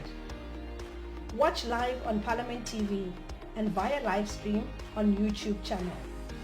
Look out for further updates on Parliament social media accounts and Parliament of RSA. Join the conversation using the hashtag SONA2020. For more information, visit parliament.gov.za. Parliament, following up on the commitments to our people, making your future work better. Now, as lawmakers and of course oversight representatives of the communities as well, Parliament encourages that we get onto the websites or at least participate in one way or the other in understanding the role of Parliament. And earlier on we spoke to Deputy Chair Sylvia Lucas, who had spoken about the Women's Charter when it comes to equality. There's a lot, Tembinkosi, that I think we assume that or organically ought to happen from the part of government, maybe the over-reliance. And here this is a call to action in essence, to say please make sure that you read your community newsletters or go to community halls whenever government is there to engage on what will ultimately become policy or even the law. And Cindy, having listened to your interview with the Deputy Chairperson, I hope members of the public have learned a lot, as she had explained the significance of the National Council of Provinces and its programs. The State of the Nation is a state ceremony, and there are many stakeholders involved in the preparation for this.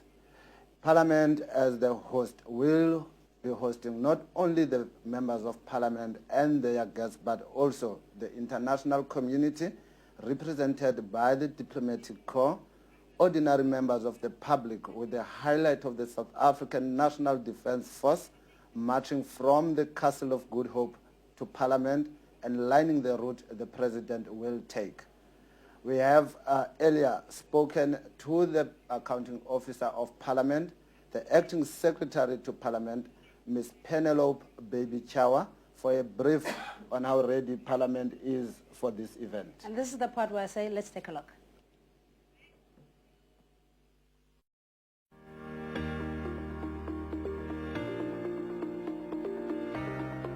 I personally know that I was home and we're all glued to the television waiting for the announcement. I think the biggest thing we're waiting for him to emerge. And of course that also declared or signaled the change of history in the country. And me being an activist was continuously in touch with the developments in the country. And also I had experienced the release of the first bulk of the leaders, Ntate Sisulu, Ntate Mbeki, or Motsoaledi, or other older people who were in the Rivonia trial. What obviously the connections today, I think it's important for Thursday is as a result of his release and the unbanning of the organizations who were banned, we're able to attain the freedom that we're enjoying and establish a parliament that is democratic. Evidence of that is the continuous address that we received from the President of the state, who then outlines the program of Parliament, the program of the country. Often we invite former speakers, we invite special guests such as the chair of the AU, the chair of the SADC-PF Parliamentary Forum, PAP, and the presiding officers would also have their special guests. Then we obviously invite the former presidents and deputy presidents of the country from 1994. So former President Mbeki will be attending, like the Executive Authority said in their press statement. And then Dr. Motlanthe will be attending. And of course we have Sitwalando and like Dr. Andrew Mlangeni. Then we would have Freni Chilala, who was the first Speaker of the Parliament of South Africa, new Democratic Parliament of South Africa. I know that Mr. Sisulu, who's the recent former Speaker, is also invited, but she cannot come due to illness, unwell, and of course the Speaker Baleka will also be attending. We call it State of the Nation Address because he addresses the nation on the intents of the government and how they will address those issues that have been raised by the people during the process of electing a democratic parliament. So it's bigger than just an event of the day, it's bigger than that, the fashion of the day. It's really a substantive presentation that we should attend to.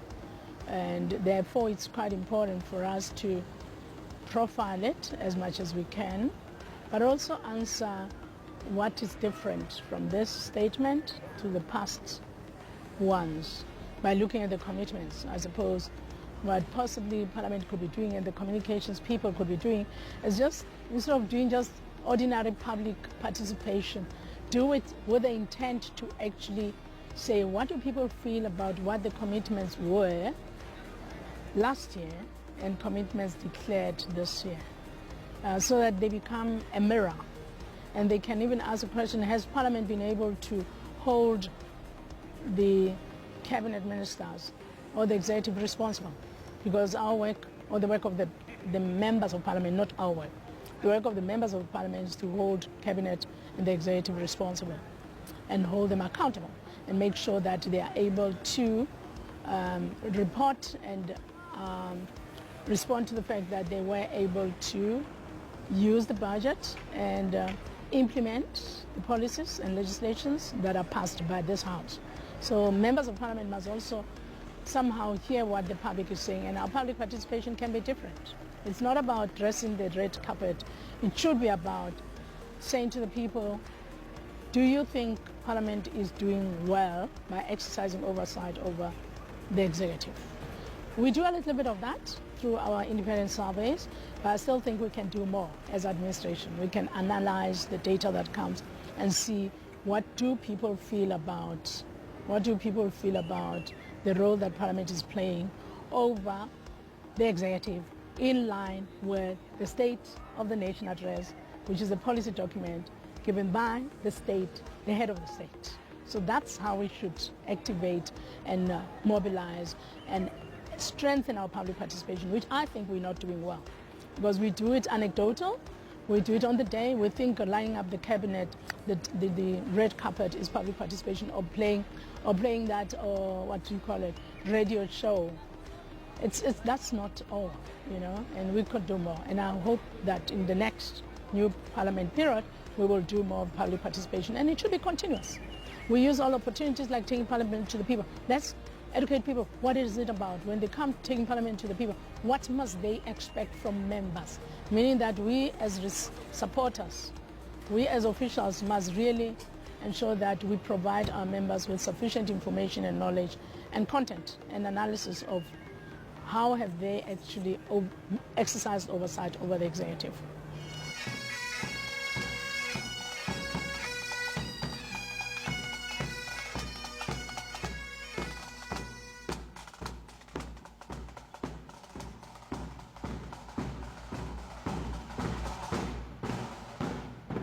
I want to change that to say it's the responsibilities of the head of administration. That's the office.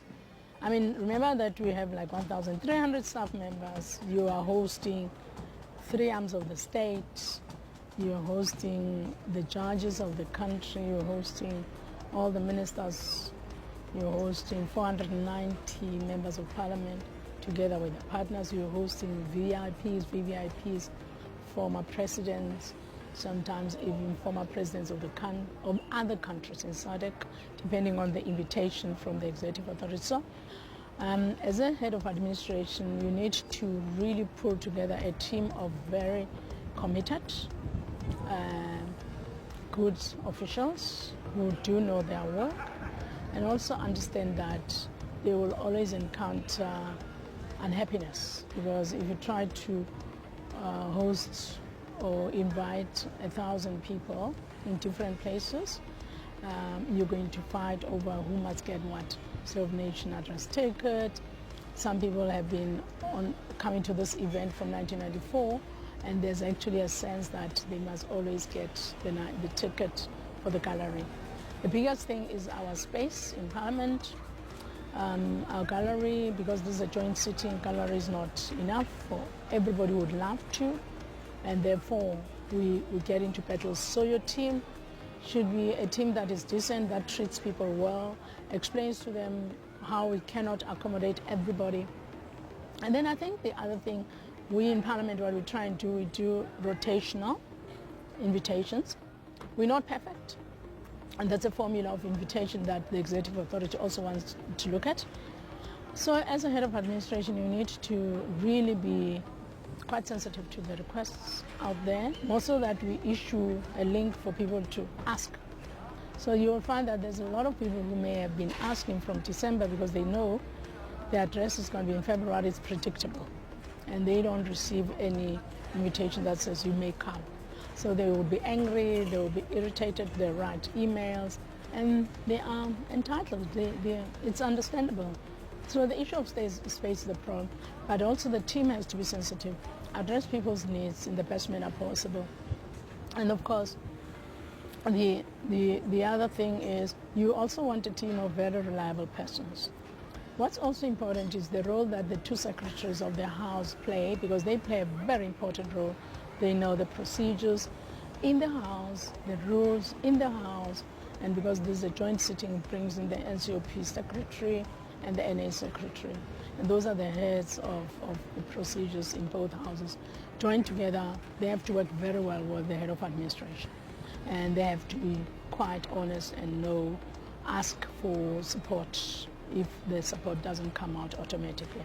But I must say that people that I've worked with in the past 5 years that I've been doing this, from 2013 effectively, in between, I've found that I work with a team that is dependable, that has integrity and credibility. And over time, we've tried to, I think we've said it, and I can as well proudly say, we've reduced the costs in line with the needs of the country.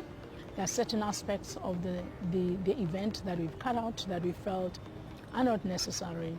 And we can complement those by intensifying our public participation. Unlike getting young school children here to line up the carpet, we might as well just go to their schools and assist them in understanding and providing them education.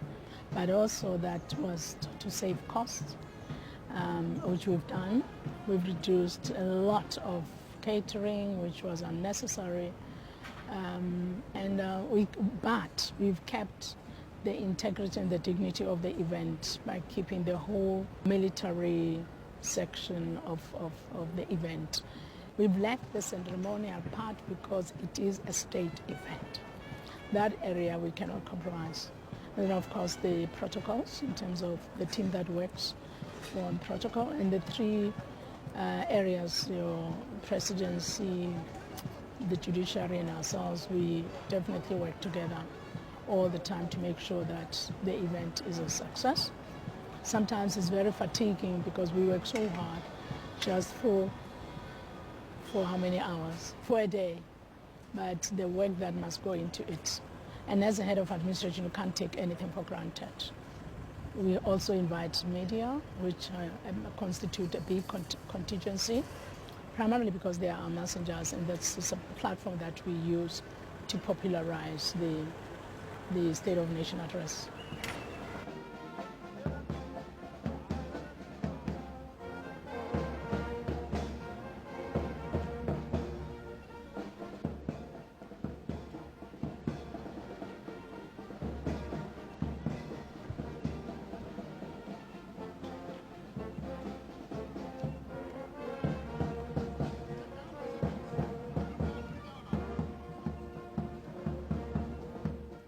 Obviously, because this is a state event, it's a state occasion. Like I said, there are three arms of the state. So we have the Chief Justice and the judges, provincial judges. We have the President and the rest of Cabinet. And of course, you have the Parliament. Whilst we host, indeed, it is our event because the letter that comes from the President will say, I request you to convene a joint sitting so that I present this policy statement, which then gets defined into a program which will be implemented by the Cabinet with Parliament exercising oversight. So all the time we have our meetings with stakeholders, and then of course the other stakeholders would be your defense, subs, intelligence.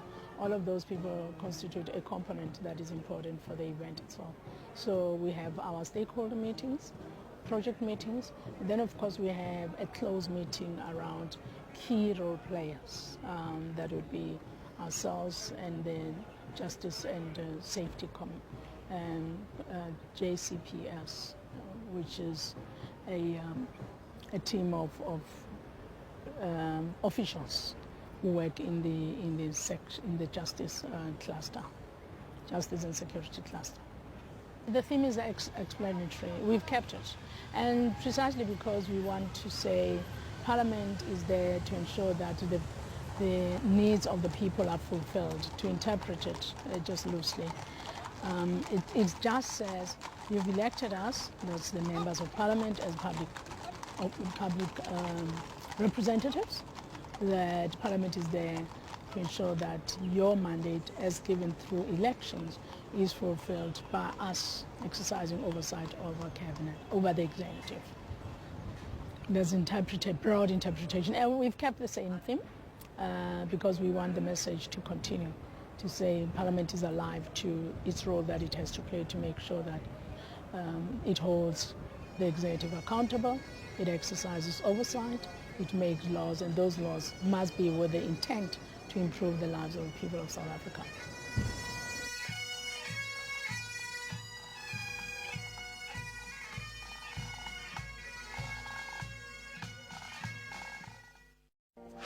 Parliament, following up on our commitments to the people, making your future work better.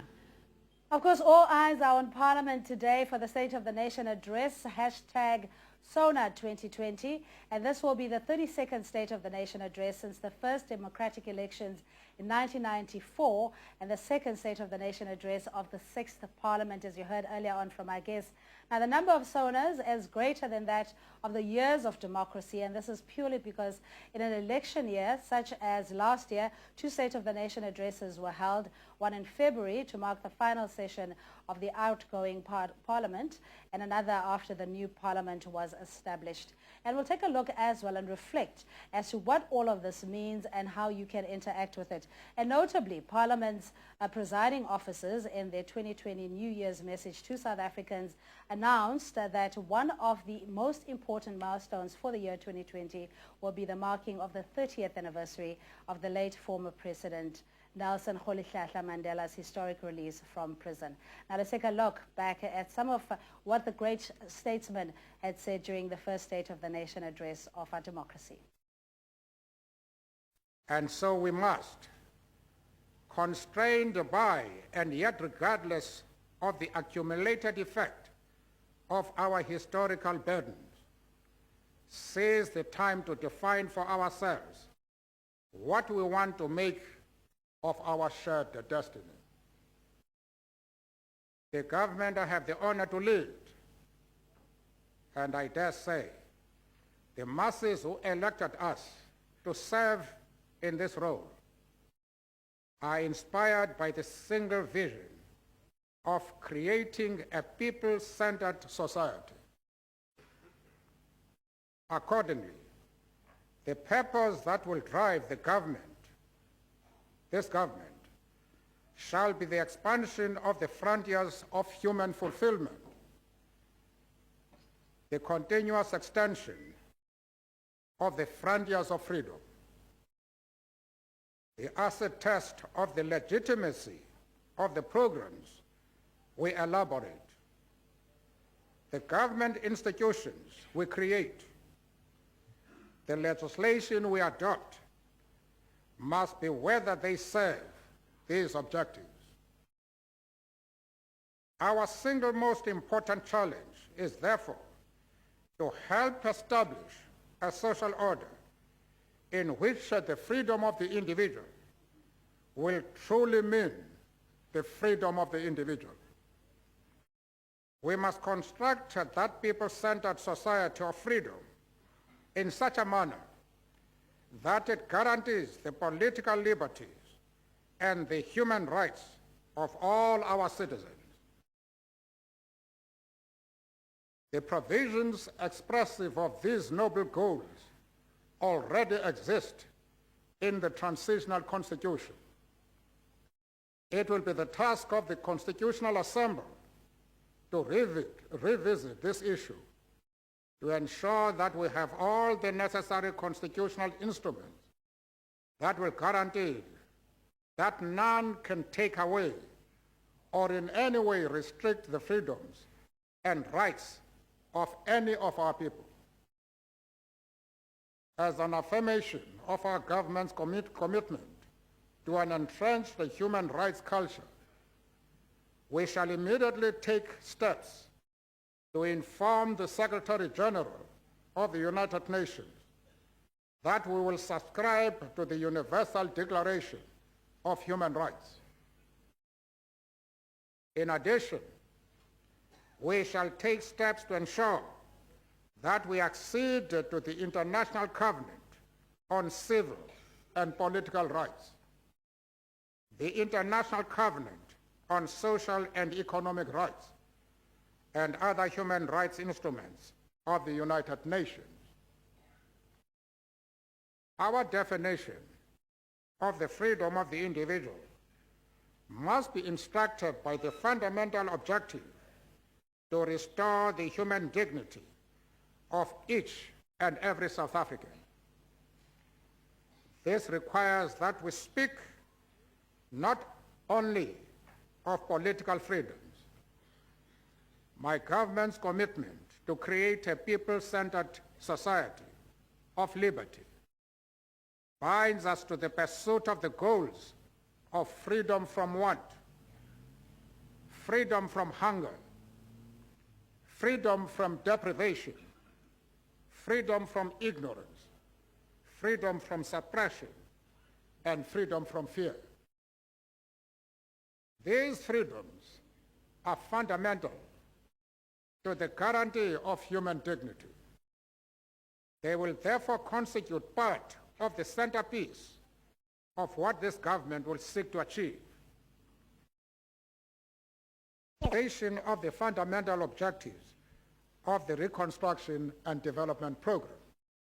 Are still watching the live broadcast of the 2020 State of the Nation address, and what a long way we have come since the first State of the Nation address in 1994. And you can even reflect back on the serpentine queues that people were standing in and, casting their first democratic votes. And today we're also watching the State of the Nation address a little bit later on. And as you know, it's now held in the evenings to accommodate all South Africans, because prior to that, historically, it used to be done in the mornings. But now you can watch the President live as of 7 p.m. here on DSTV channel 408. And we will be here bringing you the live coverage of activities as they unfold for the rest of the morning, and in the afternoon when members of Parliament, guests and dignitaries make their arrival at Parliament. And we also expected that South Africans across the country will be glued to their TV sets, but we encourage you to also engage with us on social media on all the issues pertaining to a better quality of life. As we know, the theme is following up on the commitments that were made to ensure that service delivery, accountability, and issues of governance are adhered to. And Cindy, as we had listened to the first State of the Nation address of the democratic government, how Nelson Mandela spoke strongly on issues of human rights. You'll remember we had just come from this system that didn't really recognize such, but having attained the democracy, he indicates how he was ready to go and address the matter with the United Nations. And we've now almost shaped a different dispensation that still has its own issues around inequality. We cannot get away from the fact that the manifestation of apartheid is still felt in many communities. So this is what the President would have to strike a balance with, while infusing hope, to also give a clear indications of the milestones that have been achieved, the challenges that remain, and how he's then going to galvanize society for us to pull together for a better future. And this live broadcast can be watched on Parliament's YouTube channel, Parliament of the Republic of South Africa. You can follow us on hashtag SONA2020, also on Instagram, Twitter, at Parliament of the Republic of South Africa. Now here's what you can expect to hear from tonight's address.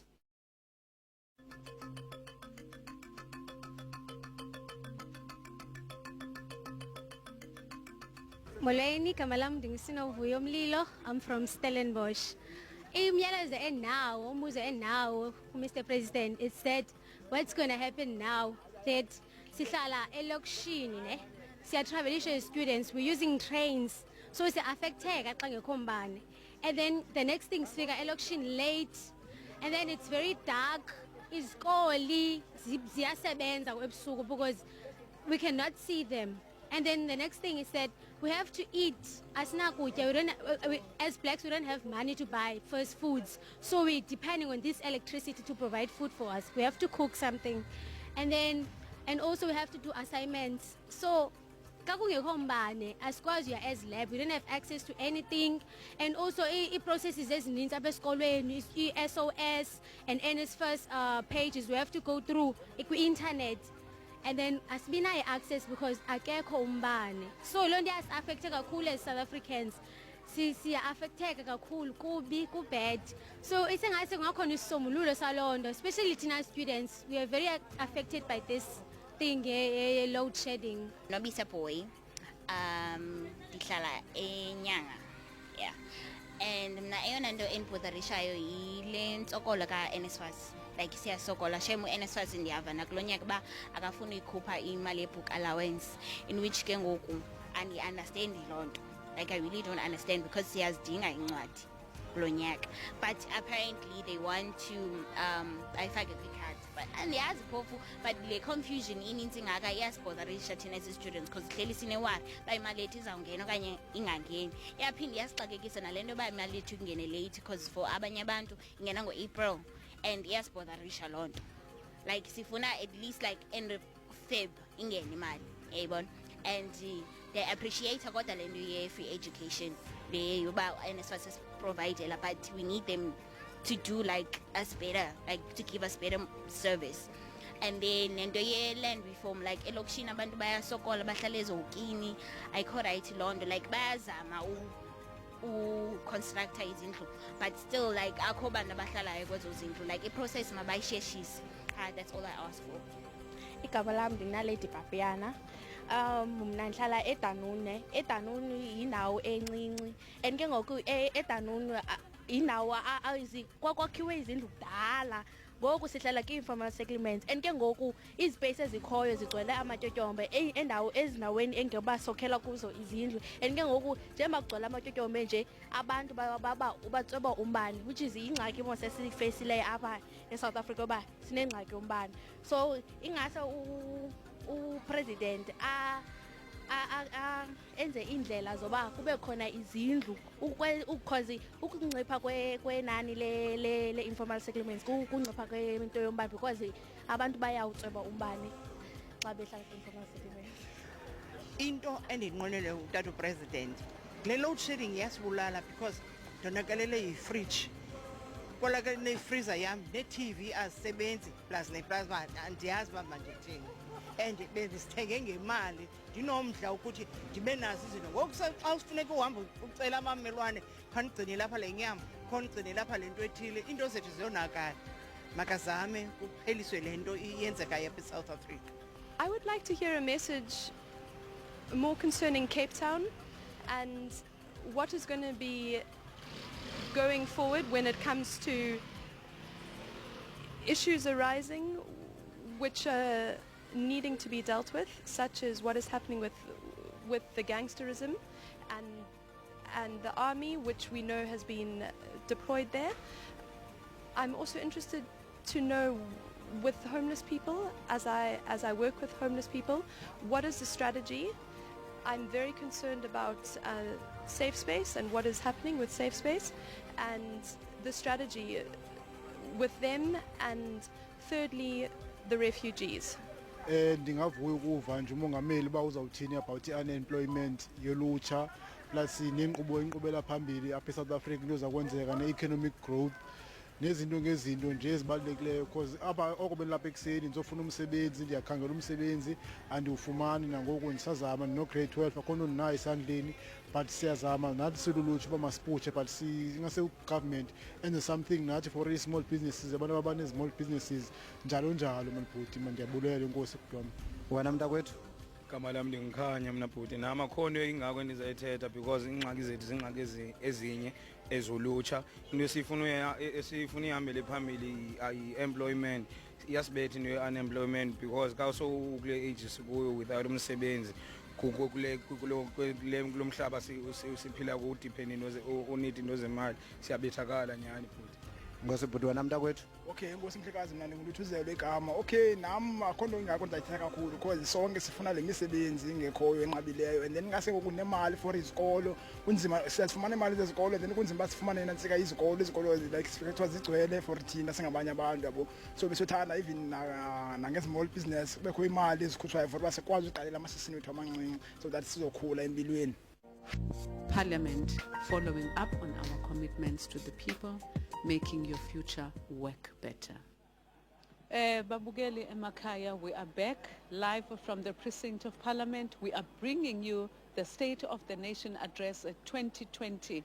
Parliament is known to have so many facets of history in the same precinct. We are starting from the National Council of Provinces, which has its own history, coming back to the old Assembly Chamber with its own rich history, and now I'm just standing just outside the National Assembly building. This is where the joint sitting of the National Assembly and the National Council of Provinces will be hosting the State of the Nation address that is going to be delivered by the State President tonight at 7 p.m.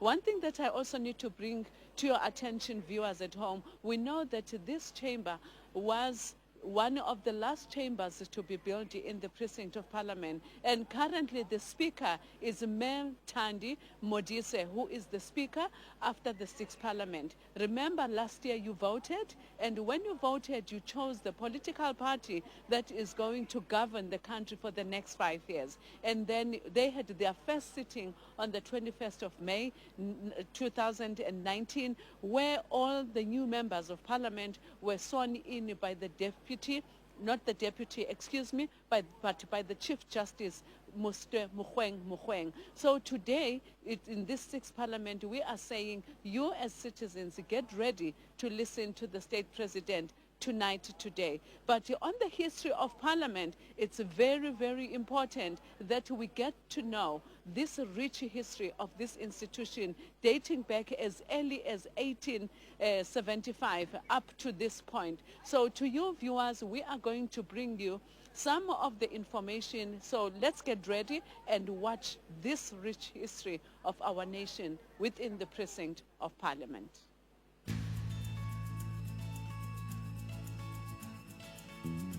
The Parliament of the Republic of South Africa is the site of democracy and an embodiment of key pillars of our Constitution. The parliamentary precincts tells the history of South Africa's past and expresses the aspirations of our society as envisaged in the Constitution of the Republic of South Africa. The buildings and the precincts speak of the country's Dutch and British colonial conquest and disposition, of the people captured in places such as Madagascar, Mozambique, South and Southeast Asia, and brought as slaves to the Cape Colony. A modest plaque in Spin Street marks the place where slaves were auctioned, and the slave lodge at the Parliament Street entrance to the parliamentary precinct bears testimony to the slave trade in the Cape Colony. The precinct and its buildings speak also of apartheid, the zenith of institutionalized racial segregation and oppression under white minority rule, most enthusiastically enforced from 1948 to the early 1990s. Since April 1994, the buildings and grounds of Parliament have spoken of a non-racial South Africa, founded on advancing human rights and freedoms, achieving equality and the supremacy of the Constitution, which was adopted in 1996. In 2014, the parliamentary buildings and precinct were declared a national heritage site. As the South African Heritage Resources Agency said at the time, this was because of the aesthetic design of the buildings and the scientific value of the site. It was a reminder of the first European settlement at the Cape and its introduction of alien vegetation layered with a range of historical moments relating back to water courses and primordial people's use of their space. This is the oldest section in the precinct of Parliament. This is the National Council of Provinces, where it represents all the 9 provincial legislatures. This building was built from 1875 and it was completed in 1885.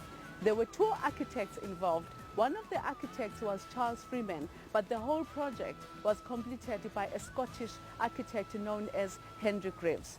Then from 1885 until 1910, this is where the Cape legislature was housed. There were 2 houses. One was the Legislative Council and the other one was the Legislative Assembly. This is the Queen's Hall, named after Queen Victoria, who gave permission for the establishment of Parliament in the Cape Colony. You can see in here the British-era coat of arms for the Cape Colony. With the unification of South Africa in 1910, this building was added to the original 1885 building, and a new chamber for the Union of Parliament was built. It was used for this purpose until 1961, when South Africa became a republic.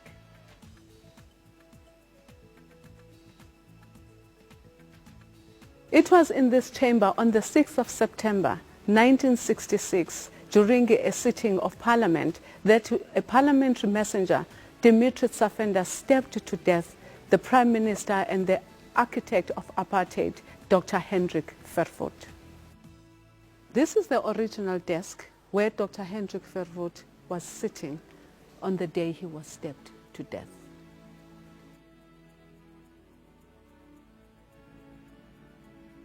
Strategically placed at the heart of the South African parliamentary precinct, the former British High Commissioner's office is a reminder of colonial links with the British Crown.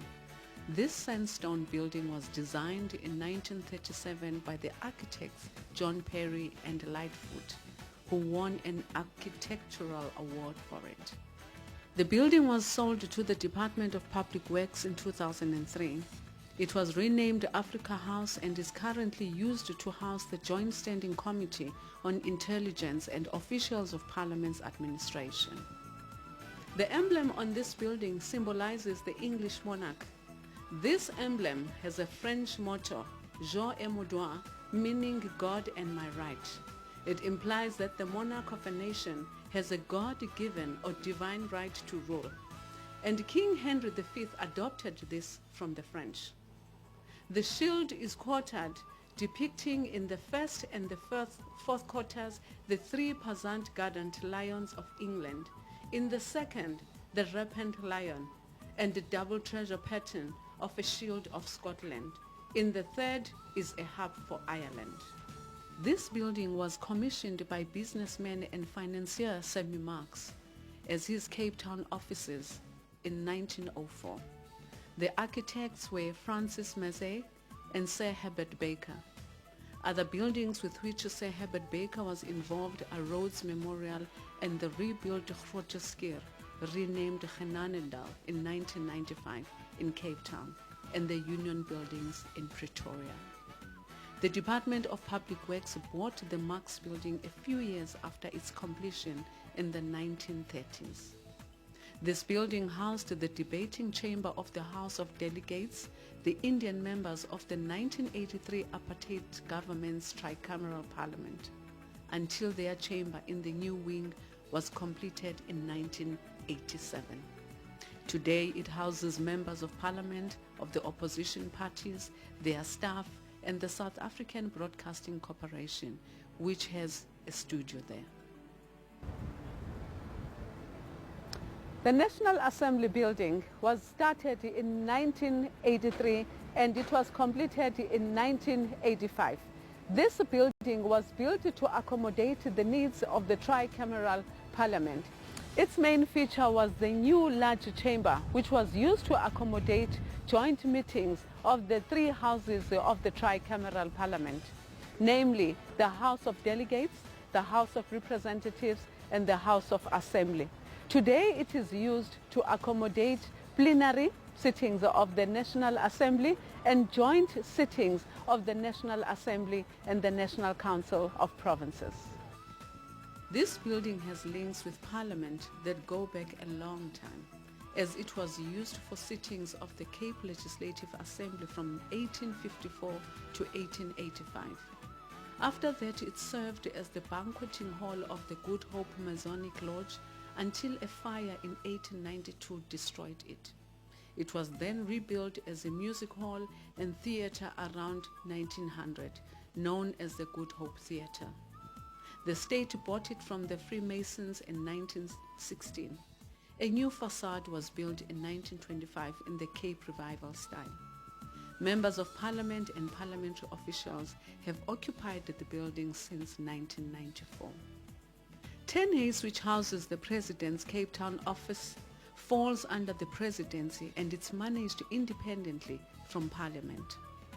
An article on the Presidency's website explores Tenhays' association with the seat of government since the 1600s and the likely involvement of slaves in the construction of Tenhays' front door, its windows, and the original building itself. The large open area between the main gates to the parliamentary precinct and the front of Tenhays is called Stall Plain.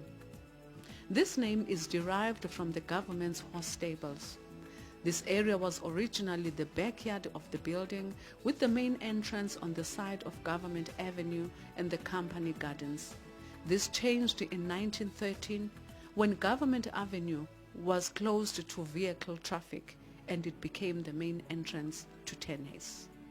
Stall Plain was redeveloped in the early 1980s when alterations to Tenhays also occurred to accommodate the then State President's office. On the 19th of March 2019, the presiding officers of Parliament unveiled inscriptions of the pillars of the Constitution on the steps of both the National Assembly and the National Council of Provinces buildings. The unveiling ended Parliament's commemoration of the centenary birthdays of former President Nelson Mandela and Albertina Sisulu. The anti-apartheid struggle stalwart and Member of Parliament nominated Mr. Mandela for President by the first democratically elected Parliament in 1994. The unveiling of the inscriptions also commemorated the 25th anniversary of our first democratic election on the 27th of April 1994. It is hoped that the inscriptions and their explanatory plaque will help to spark interest about how we overcame the challenges of our past. Besides these inscriptions, there are other reminders of our democracy in the parliamentary precinct. The Mandela bust in front of the National Assembly was unveiled to mark 20 years of our democracy.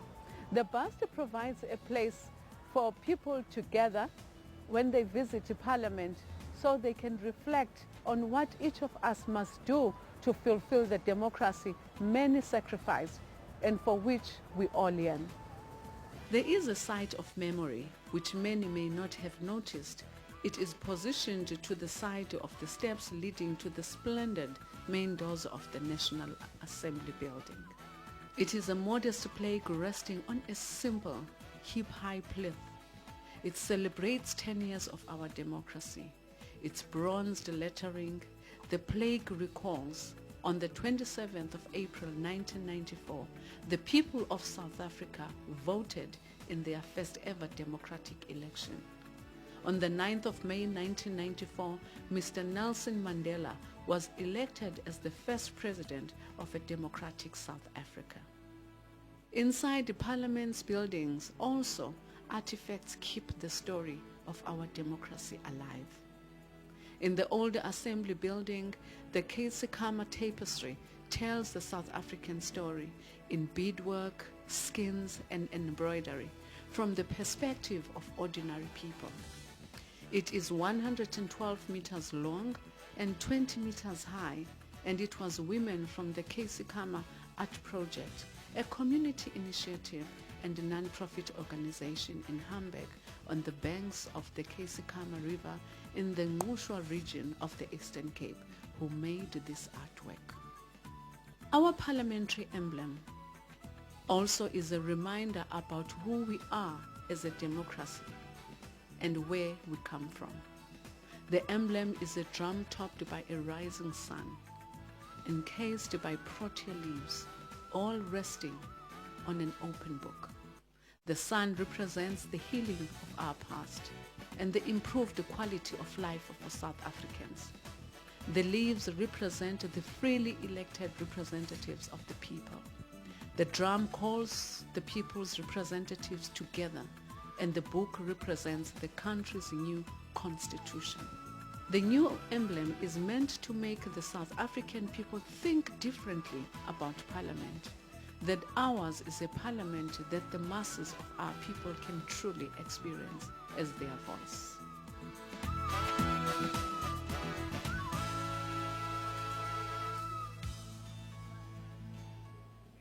You're still watching the live broadcast of the 2020 State of the Nation address, brought to you by Parliament TV on channel 408, on DSTV channel 408. Cindy, having listened to this rich history, you know, I sometimes wonder, you know, how am I supposed to feel, because I spend most of my time sitting in meetings in that old assembly chamber where apparently it's offenders killed Mr. Verwoerd, and sometimes I'll be seated there and I'll be wondering what happened in this room on that day, what could happen whilst I'm sitting there. I know very well that Parliament is very secured, but sometimes it just brings out all those strange things to me. Anything new? Yeah, I think, Tim, because is that you are privileged in the sense that you are hands-on and you can see the workings of Parliament and also tap into the history. I picked up, and Valerie, by the way, is an institution. She's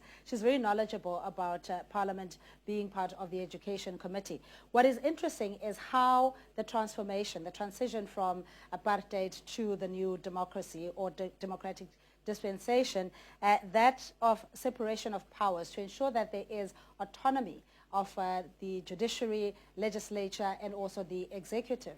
In so doing, it ensures that there is a level of protection for the democracy. But there is one thought that I can't shake off, the Freemason, the fact that this building or this establishment was brought over from there. You have a very interesting anecdote around that. Well, it was just a courtesy visit to the temple just to see, because I've always had as an employee that we do have that the temple located within the building. So myself and colleagues, we took a walk to see what was happening. They were well received though, but we could not, I unfortunately did not proceed with. You sound more like you sworn to secrecy though than anything else. Definitely not. I just went to see the temple. I saw it. It's located right next to the Good Hope Chambers. And I'm sure later on can take a walk just to go and show you around. No, certainly. And he's a very qualified and competent tour guide. And we encourage you as well, please, if you have an opportunity, to come around to the Parliament precinct that is anchored around unity in diversity, freedom of expression, reconstruction and development, and also ensuring that we afford everybody that lives in South Africa being a place for all who live in it, the level of freedom and democracy that they can enjoy. Now we're on the State of the Nation address, which will be delivered to a joint sitting of Parliament, which is governed by joint rules. And this occasion, Mr. Masibulele Xhosa, or rather Qaso, is the Secretary of the National Assembly, and he had this to say about today's event.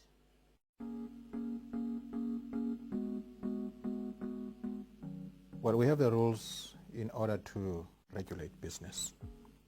The Constitution states that the legislature, which is Parliament, has the power to regulate its own business and to ensure that procedures, processes, and internal arrangements are in place so that members can conduct their business in an orderly fashion, but also to ensure a level of predictability in the manner things are done. And that's in essence why we have the rules.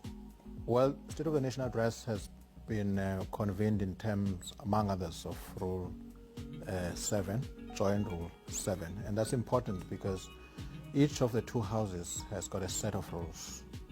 But for a joint sitting, including the State of the Nation Address, you have joint rules that are meant to regulate business in a joint sitting. So the rules that relate to the convening of the sitting itself will apply. The rules of debate will also apply. The rules that deal with order in public meetings will apply to ensure that principles of order, the decorum of the House, such are adhered to. So those rules will be applicable. There were amendments in 2015 of the joint rules, and those amendments were basically to improve the joint rules to deal properly with issues of decorum in the House, because at the time it was identified that there needed to be some work done on the rules so that they are able to address some of the issues that have arisen before and that were arising at the time and that might continue to arise. So the rules were amended in 2015 to take care of that. And as and when there is a need to update the rules, to adjust the rules in order to respond to current issues, the rules will be revisited and they will be amended. And the amendment of the rules is done by, depending on which set of rules, is done by the House. Like any other sitting, there must be a notice of the sitting. In this instance, the notice was published last year already, following on the correspondence from the President. And we ensure that that chamber is ready to accommodate the members. In other words, the sound, the procedural aspects are attended to, and the House, the chamber is ready for business. I mean, this being a joint sitting, it's NA members, NCOP members. There must be enough in terms of space to accommodate both these houses. So we attend to those, among other things. There's a whole range of work that is attended to behind the scenes to ensure that the work members are able to conduct their work properly and with all the information that they need at their disposal. Remember, this State of the Nation address will be followed by a debate the following week, and that debate will last for 2 days, and following the debate will be a reply by the President. So it's not just about Thursday, it's a process that will culminate in the reply by the President. House officials, or what we refer to as table officials, they are there to assist the Speaker, to assist the members, to enable them to conduct their business. So we would do things like monitor the time.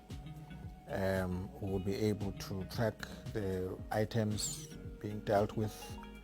We would ensure that the necessary documentation is available. But most importantly, we are there to ensure that the House conducts itself, its business, in terms of the Constitution and its own rules. So we would ensure that if a bill comes before the House, you have the necessary quorum for that bill to go through. You would ensure that as members debate, we assist the Speaker or the presiding officer to ensure that principles of decorum are adhered to. So our duty there, we are advisors. Primarily, we are there to advise. The presiding officer is the one who runs the business of the House, but we must ensure that the presiding officer is adequately assisted in terms of the advice that we give to the presiding officer.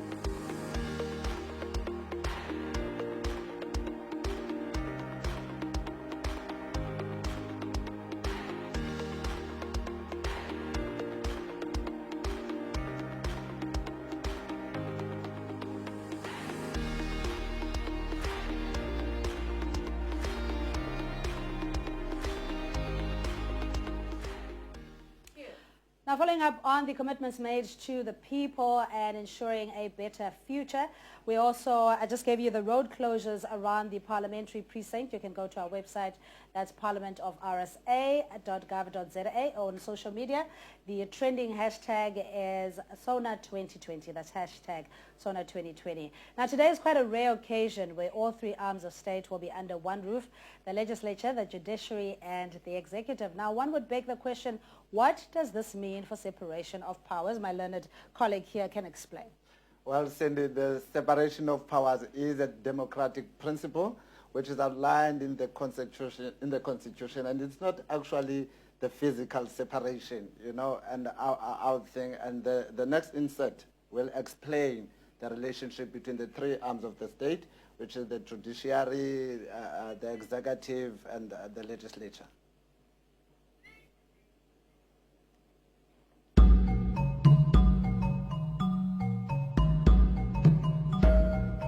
The Constitution protects our democracy by separating the power of the state into three different but interdependent components or arms: the legislature, which is parliament, the executive, known as well as the cabinet, and the judiciary, which are the courts.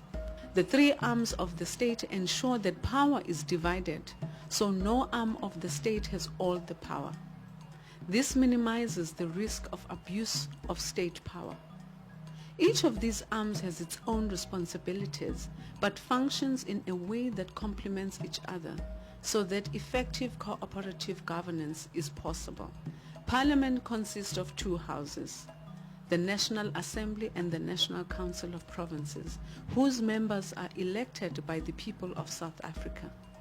Each house has its own distinctive functions and powers, as set out in the Constitution. The National Assembly is responsible for choosing the president, passing laws, ensuring that the members of the executive perform their work properly, and providing a forum where the representatives of the people can publicly debate issues. The National Council of Provinces is also involved in the lawmaking processes and provides a forum for debate on issues affecting the provinces. Its main focus is ensuring that provincial interests are taken into account in the national sphere of government. The President is the head of state and of the national executive. He exercises executive authority together with other members of the cabinet, namely the Deputy President and ministers. The executive develops policy, for example, by preparing and initiating legislation which it submits to Parliament for approval. It then implements that policy by running the administration of the country by means of the different government departments. The executive must account for its actions and policies to Parliament. The judiciary is made up of the courts, such as the Constitutional Court, the Supreme Court of Appeal, high courts, magistrate courts, and other courts established or recognized through an act of Parliament. The head of the Constitutional Court is also the Chief Justice of South Africa. The Constitution states that the courts must be independent and act impartially. Organs of state such as Parliament and the executive must assist and protect the courts in order to ensure their independence, impartiality, dignity, accessibility, and effectiveness. This constituted division of state power is an important democratic principle called the separation of powers.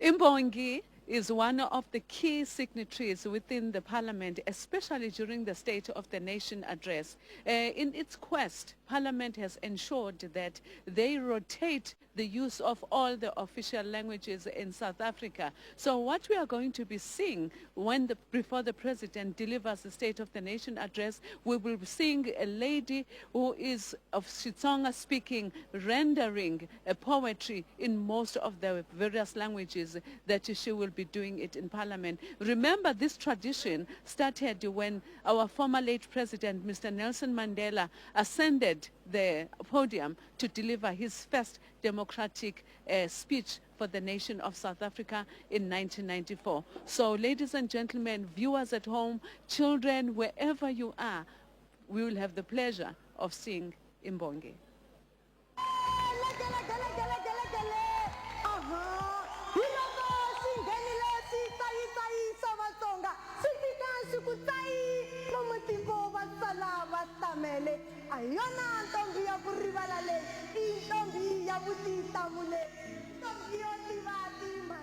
Vito ra mina I Masingita Shivambu, well known as Ntombi ya Mutsonga.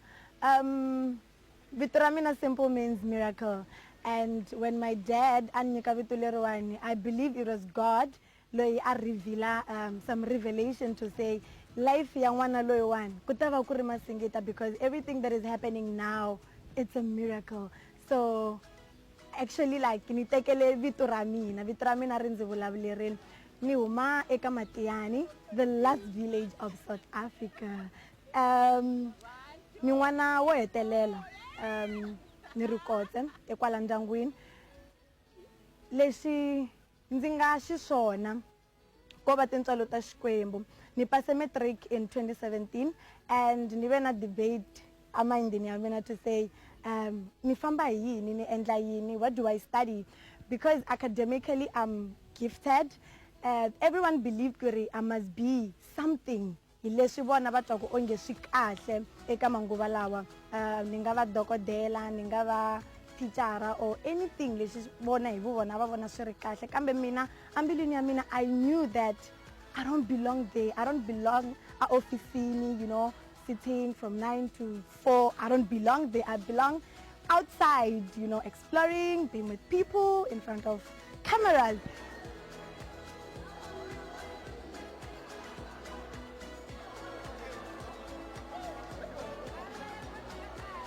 Kwala eka malembe ma vo 2002 2003 loko hi ya kerekeni na Masingita ka malembe walawo a nghena Sunday school tanihiloko ni ri mudyondzisi wa vana va Sunday school.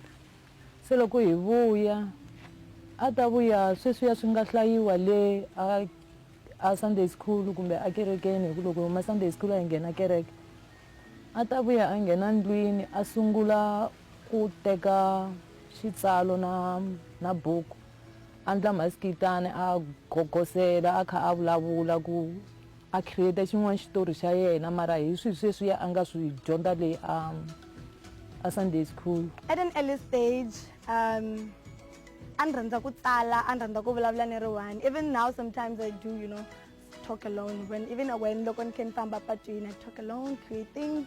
So ni kule ni ri n'wana wo rhandza ku tsala, wo rhandza ku hlaya, wo rhandza ku vulavula. I used to play game yo vuriwa maskitani la ni tlanga hi maribye. I would sit alone and then create stories. I was a bit worried. I know what is a man wakwe, there's something wrong with Masingita.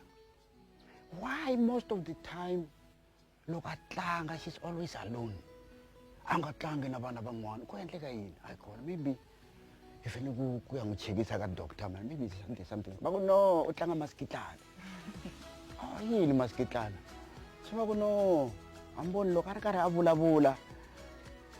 Ku na ti-creature nga na tona leti hi nga ti voniki, ti-imaginary things hi nga ti voniki hina. Wa ti tiva, wa ti vona yena. A ri karhi a vulavula endla yini. A rhandza ku yimbelela. Sunday school, a rhandza ku acta. Ivi ni vona loko a ri ku kuleni, ni tsundzuka u ze a organizer team, va organizer va ri yini Sarafina ku ri yena leader ya kona. Swi ni hlamarisile because kwalaho ni twe a acta hi xilungu, mina hawu n'wananga u dyondzisiwa hi mani xilungu, hayi a nga ni byelanga.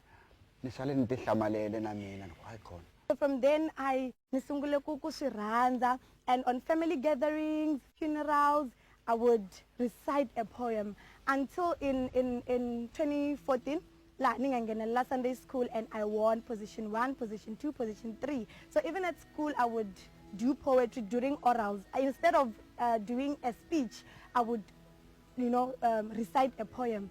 So I got invited on weddings, parties, everywhere. But then 2018, I had so much time coming away. I spent a lot of time alone. So ni develop the skill, ni grow the love, and that's when I started. That's where everything started actually, because I got recognized, and then people started talking about me, and I got invited in so many places, so many gigs. So, but then what I can say is that what inspired me is just the word of God, because in everything that I do, I am guided by the word of God.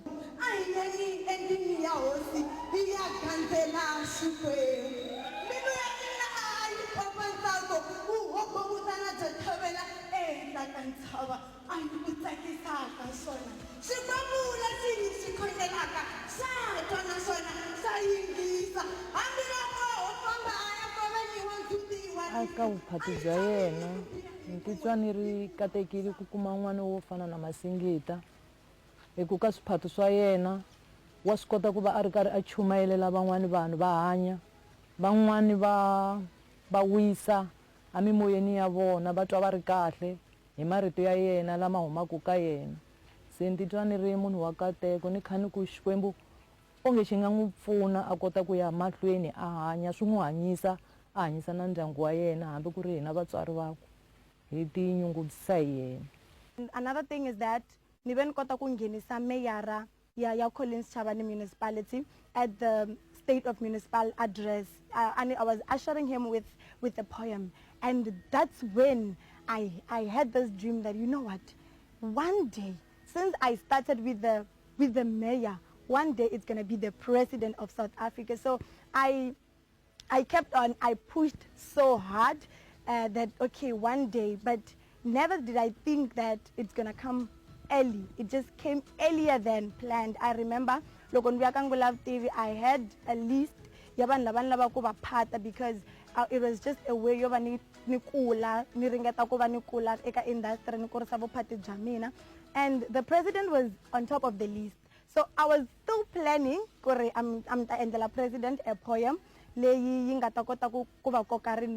but then it just came early that, okay, we need to be the person the president of South Africa, the poem eka SONA.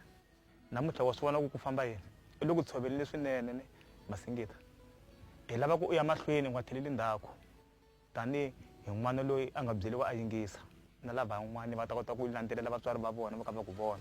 Namuntlha hi wena, namuntlha hi sweswi pa u ya ku kona u to famba na mina a wu to famba na mina hi ka hi ku komba ku leswi a hi ku byela swona leswi a hi nga ta swi vona se wa swi vona hi leswi. Loko ni te ni kuma call va ku ri no lava ntombi ya Mutsonga and you've been selected ku va un'wanyana wa lava nga ta phata, but if I go we have to go through a process, send us your bio and everything.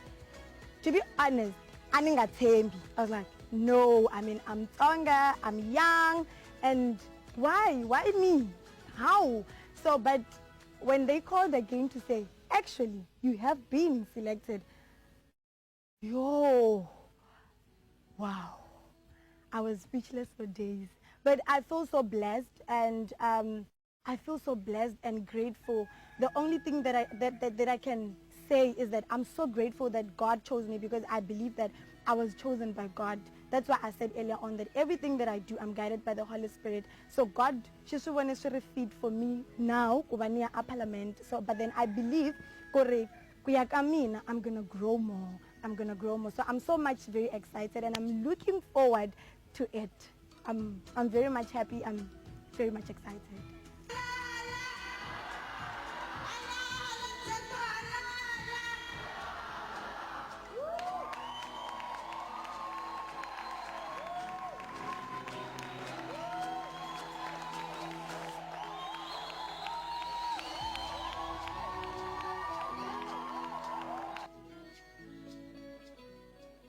Welcome back, and what a great story by Masingita Shibambo, 19-year-old from Malamulele in Limpopo, and popularly known as Ntombi ya Mutsonga.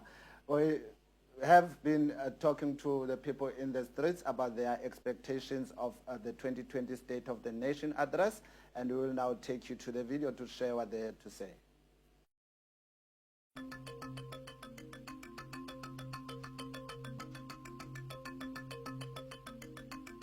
Molweni, igama lam ndinguSinovuyo Mlilo. I'm from Stellenbosch. Imiyalezo enawo, umbuzo enawo Mr. President, it's that what's going to happen now that sihlala elokishini ne siyatravelisha as students, we're using trains, so siya-affecteka xa ngekho mbane. And then the next thing sifika elokishini late, and then it's very dark, izikoli ziyasebenza ebusuku because we cannot see them. And then the next thing is that we have to eat. As blacks, we don't have money to buy first foods. So we're depending on this electricity to provide food for us. We have to cook something. And also we have to do assignments. So as you are as lab, we don't have access to anything. And also processes as SOS and NSFAS pages we have to go through internet. And then asibinayo access because akekho umbane. So lo nto yasi-affecte kakhulu as South Africans. Siya-affecteka kakhulu, kubi, kubad. So isengathi kungakhona isisombululo saloo nto, especially thina students. We are very affected by this thing, load shedding.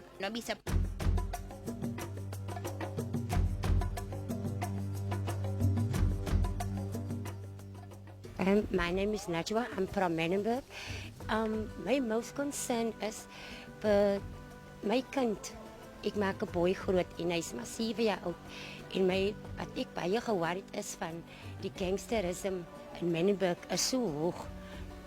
Ek worry al wat my kind kan betref. As daar stop kan aangesit word, vra ek maar terug vir help.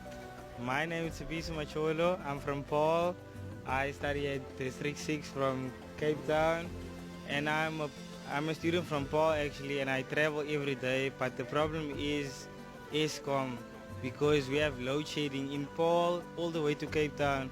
But every way to Cape Town, we'll be like, okay, we know that there's load shedding in Paul. We also know that there's going to be load shedding in Cape Town. So how are we going to deal with all this while we here on campus, while there's no generator here?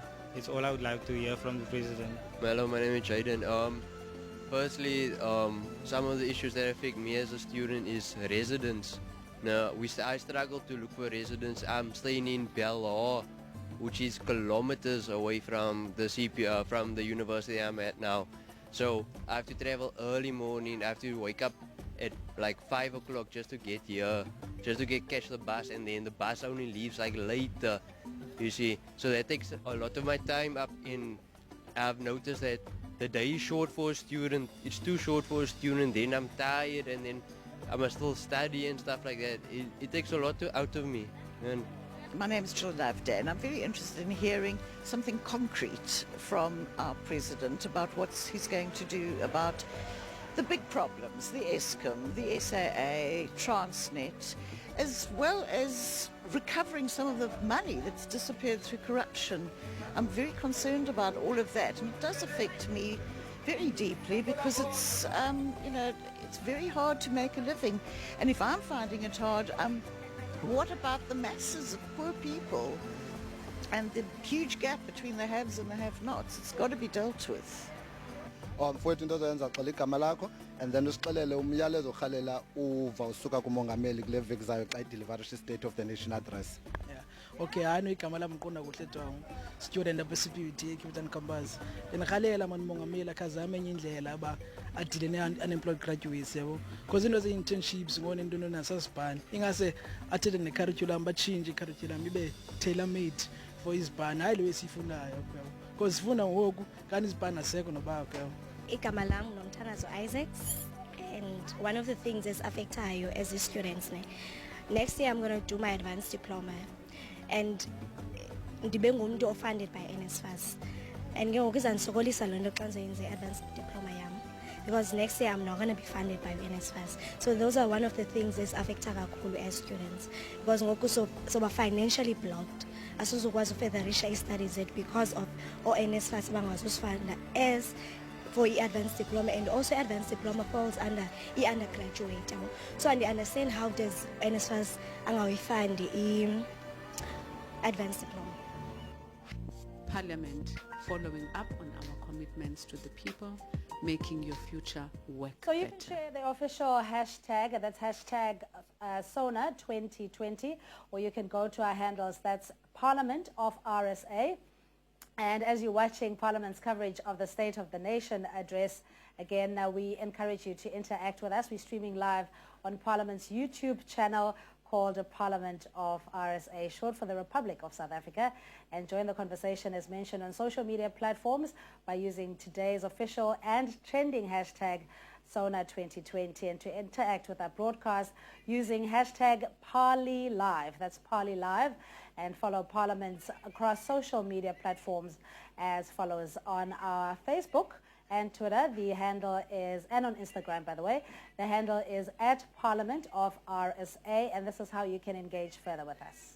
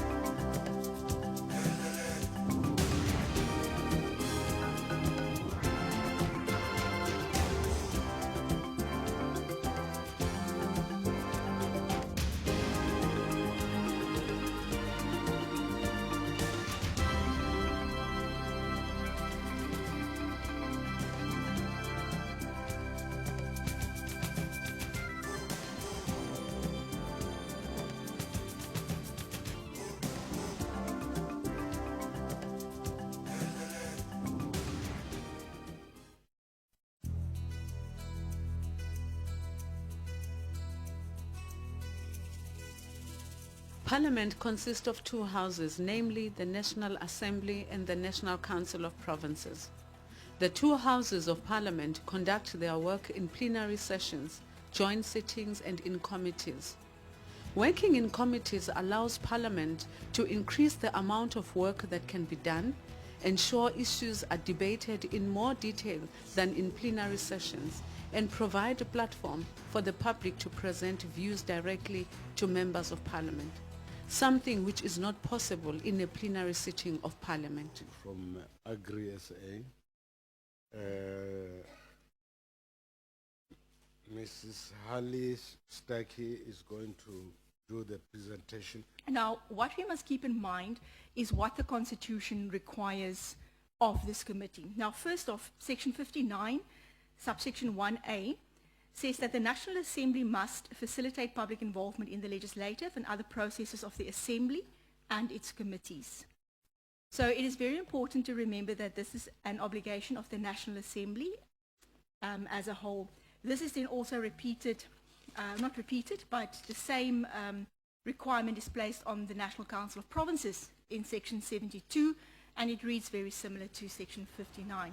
The different committees have various functions which include monitoring and oversight of the work and the budgets of national government departments, considering and amending bills, and may initiate bills, consideration of private members and provincial legislative proposals and special petitions, consideration of international treaties and agreements, examining specific matters of public interest, taking care of domestic parliamentary issues.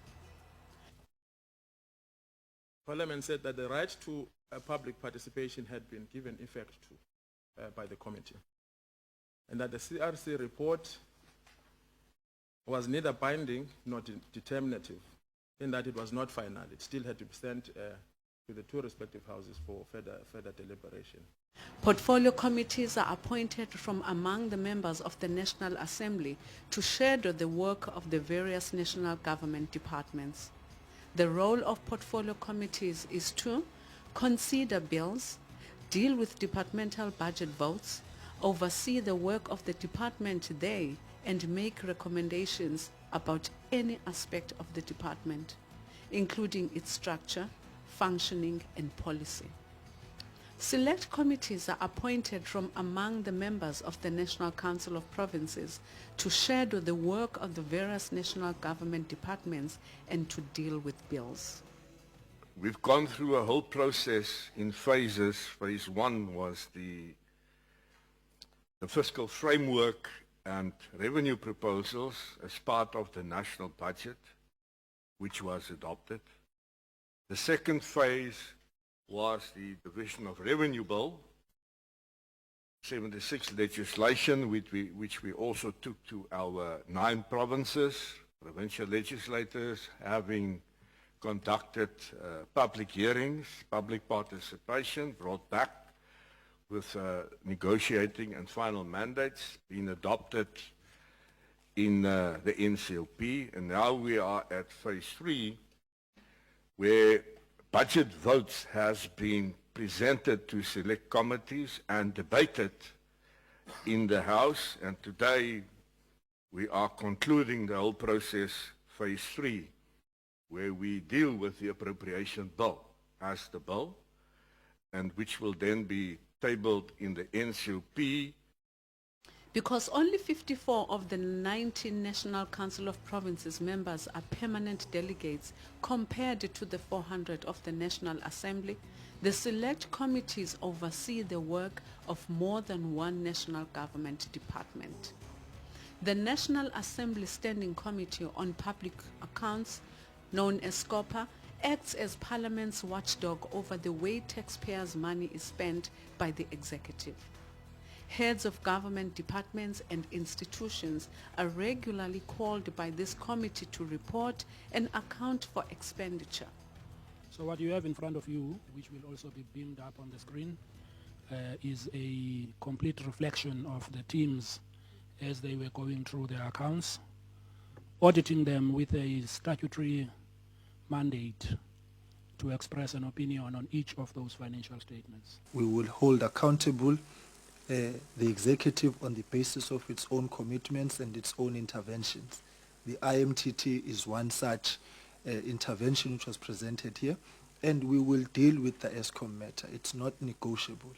So I raise this to say I quite frankly do not have the time nor the energy to be sidetracked, and for the committee to be sidetracked to now deal with an issue of absenteeism. The fundamental issue is the issues at hand, and that issue is the municipal debt. The Standing Committee on Public Accounts can recommend that the National Assembly takes corrective actions if necessary. The National Assembly has a number of internal committees that deal with matters affecting the running of Parliament. The committees normally consist of senior members of Parliament.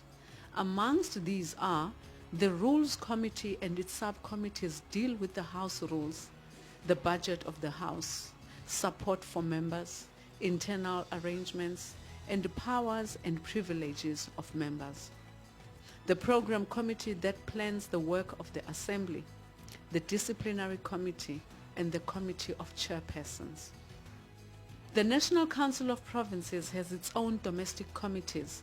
The Rules Committee and its subcommittees who deal with the NCOP rules, the NCOP budget, parliamentary privileges, internal arrangements, international relations, and delegated legislation.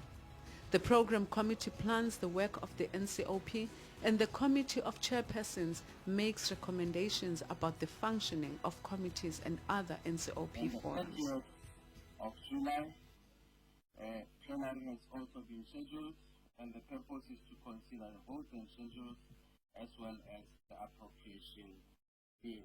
If we're happy with the program, then we should move on to the next item, which is item 7. Report on some committee business and report of legislation before select committee. Parliament or one of its houses may appoint an ad hoc temporary committee when a special task must be done. When the task is complete, the committee is dissolved. The National Assembly and the National Council of Provinces together appoint a number of joint committees. For example, the Constitutional Review Committee, the Joint Standing Committee on Intelligence, and the Joint Standing Committee on Defense are statutory committees. This means that they are established by the Constitution or by an Act of Parliament, as well as in terms of the rules of Parliament. Committees are proportionally representative of the parties in Parliament. Committee meetings are open to the public, but may be closed if there is a good reason to do so.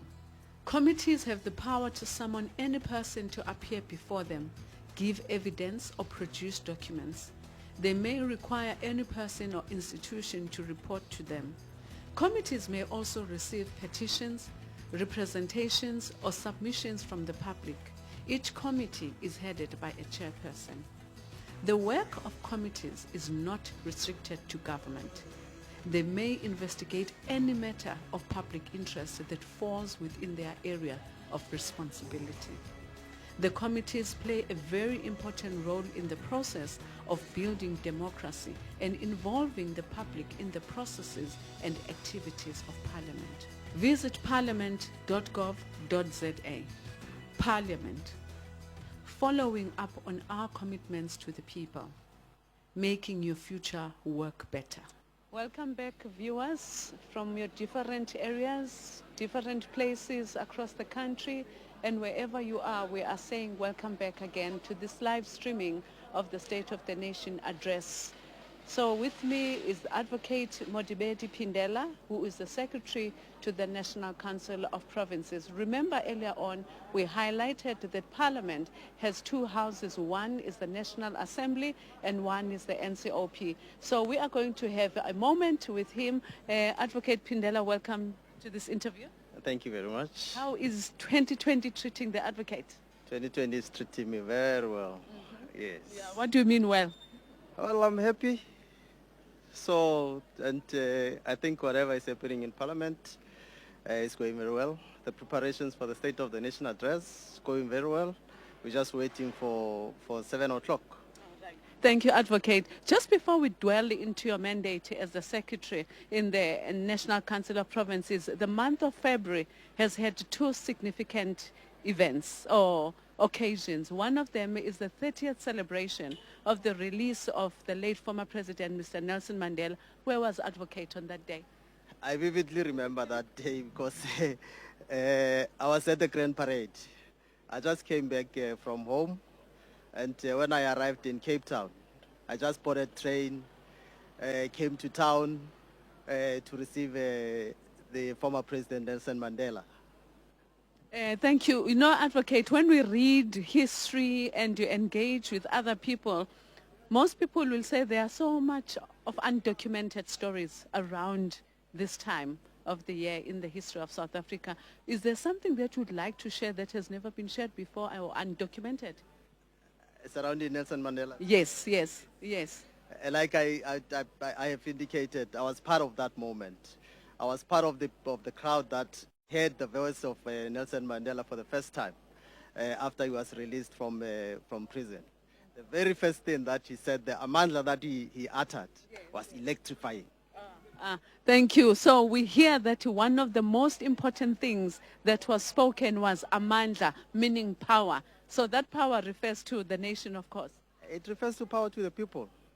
And indeed, if you look at the Constitution is very clear. There's no government that can claim legitimacy if it's not supported by the people. Advocate Pindela, back now to the mandate of the National Council of Provinces. This is the start of the 6th Parliament. Can you just tell us, in your reflections, what is the plan or what has been the experience since the 6th Parliament was opened on the 21st of May last year? Indeed, we received members for the first time on that day. We had our first sitting, we elected the presiding officers in both houses, and we proceeded to have the induction program for members. just to make sure that members understand and know what is required from them insofar as their core functions are concerned. Most of them represent the provinces.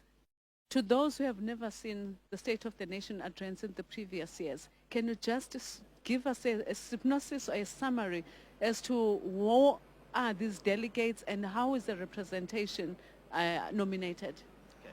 The National Council of Provinces in particular consists of 90 delegates, 54 of which are permanent, and the remainder of that is referred to or are referred to as special delegates. The 54 permanent delegates are the permanent members of the National Council of Provinces. They are nominated by the parties in the provincial legislatures and they are designated by the provincial legislatures to represent the province. So each province has 10 delegates, 4 of which are special and 6 of which are permanent delegates. I've heard about these 4 special delegates. Who constitutes those 4 delegates? The special delegates. Yeah, I think the unique nature of the National Council of Provinces insofar as special delegates are concerned is that the special delegates are both members of the provincial legislatures and by extension members of the National Council of Provinces. So they belong to 2 houses at the same time. That's the unique nature of the National Council of Provinces.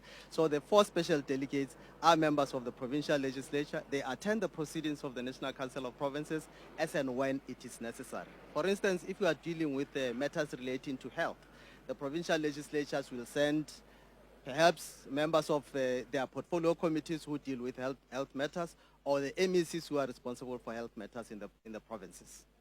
Thank you, Advocate. My other question would be, 2018, the National Council of Provinces went to Gauteng under the theme, the impact of migration on service delivery. People add their concerns or add their recommendations around how taking Parliament to the people, members of Parliament can actually address this. Can you just elaborate to us what are some of the outcomes of those public meetings and also what is the way forward to giving feedback to the citizens? In fact, currently we are in tandem also preparing for the report back. Insofar as taking Parliament to the people is concerned, we will be going back to Gauteng from the 16th to the 28th of March, just to give report back to people as to what happened after or since after the taking Parliament to the people that we had in November last year. So we'll be reporting back to the people insofar as the issues that they raised, insofar as migration is concerned, insofar as health services and so on are concerned. Remember that migration impacts on education or school facilities, it impacts on health facilities and other facilities, housing for instance, and so on and so on. And migration does not only refer to migration by people from other countries, it also refers to migration of people or the movement of people from other provinces into Gauteng, for instance.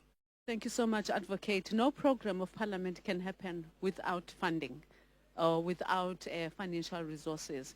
But at this point in time in South Africa, we are going through kind of a economic stagnation with the employment standing at 29.1% and with the state entity organizations like SAA and ESCOM experiencing some kind of turmoil right now. So what austerity measures are you taking in order to make sure that you do your programs but also at the same time be mindful of tightening our belts?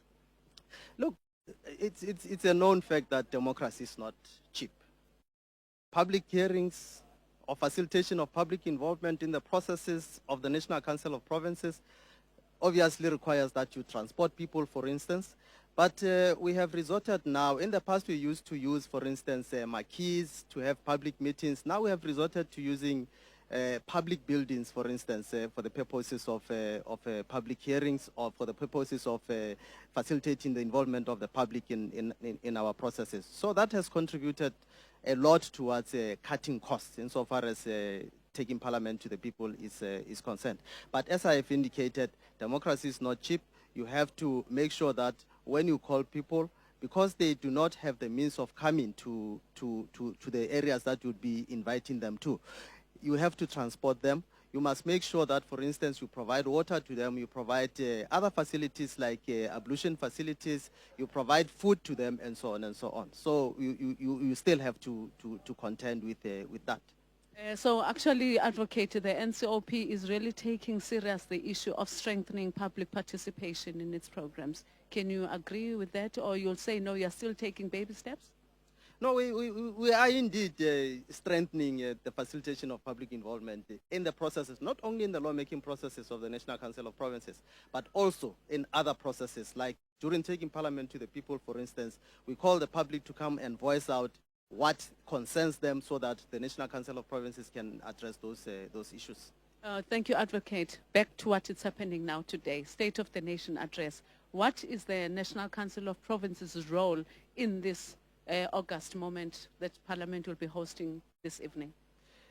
The State of the Nation address is a joint sitting. It's a sitting of the National Assembly and the National Council of Provinces sitting jointly. That is when then we can say that Parliament is sitting and not one house sitting alone, National Assembly sitting alone, or National Council of Provinces sitting alone. What I must also emphasize is that the rules that are applicable, because this is a joint sitting, the rules that are applicable are the joint rules. It's not the rules of the National Assembly, it's not the rules of the National Council of Provinces, but these are the rules which have been agreed to by the Joint Rules Committee of the two houses. You have mentioned rules of a joint sitting. Can you just give us one or two that actually impact on a joint sitting? I can refer, for instance, to the rules of debate relating to when can a member raise a point of order, when can a member be recognized for the purposes of speaking. So those are the rules that would be applicable in the joint sitting. Advocate, thank you very much. But we note that during this time, you play a significant role as well. We have seen you walking on the red carpet. Can you just explain your role on the red carpet that is going to be taking place later this evening? Well, besides being the advisor procedural advisor in the House, I also lead the procession of the judiciary. I direct the judiciary, or I guide the judiciary into the House, show them where they have to take their places.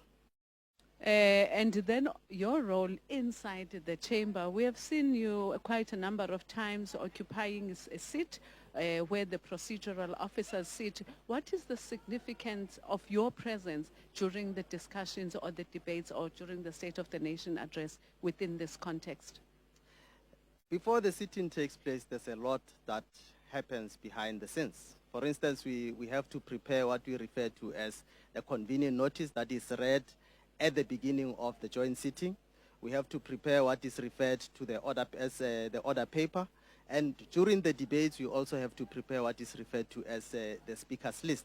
We also assist the presiding officers in the interpretation of the rules. We advise the presiding officers insofar as the interpretation and the application of the rules are concerned.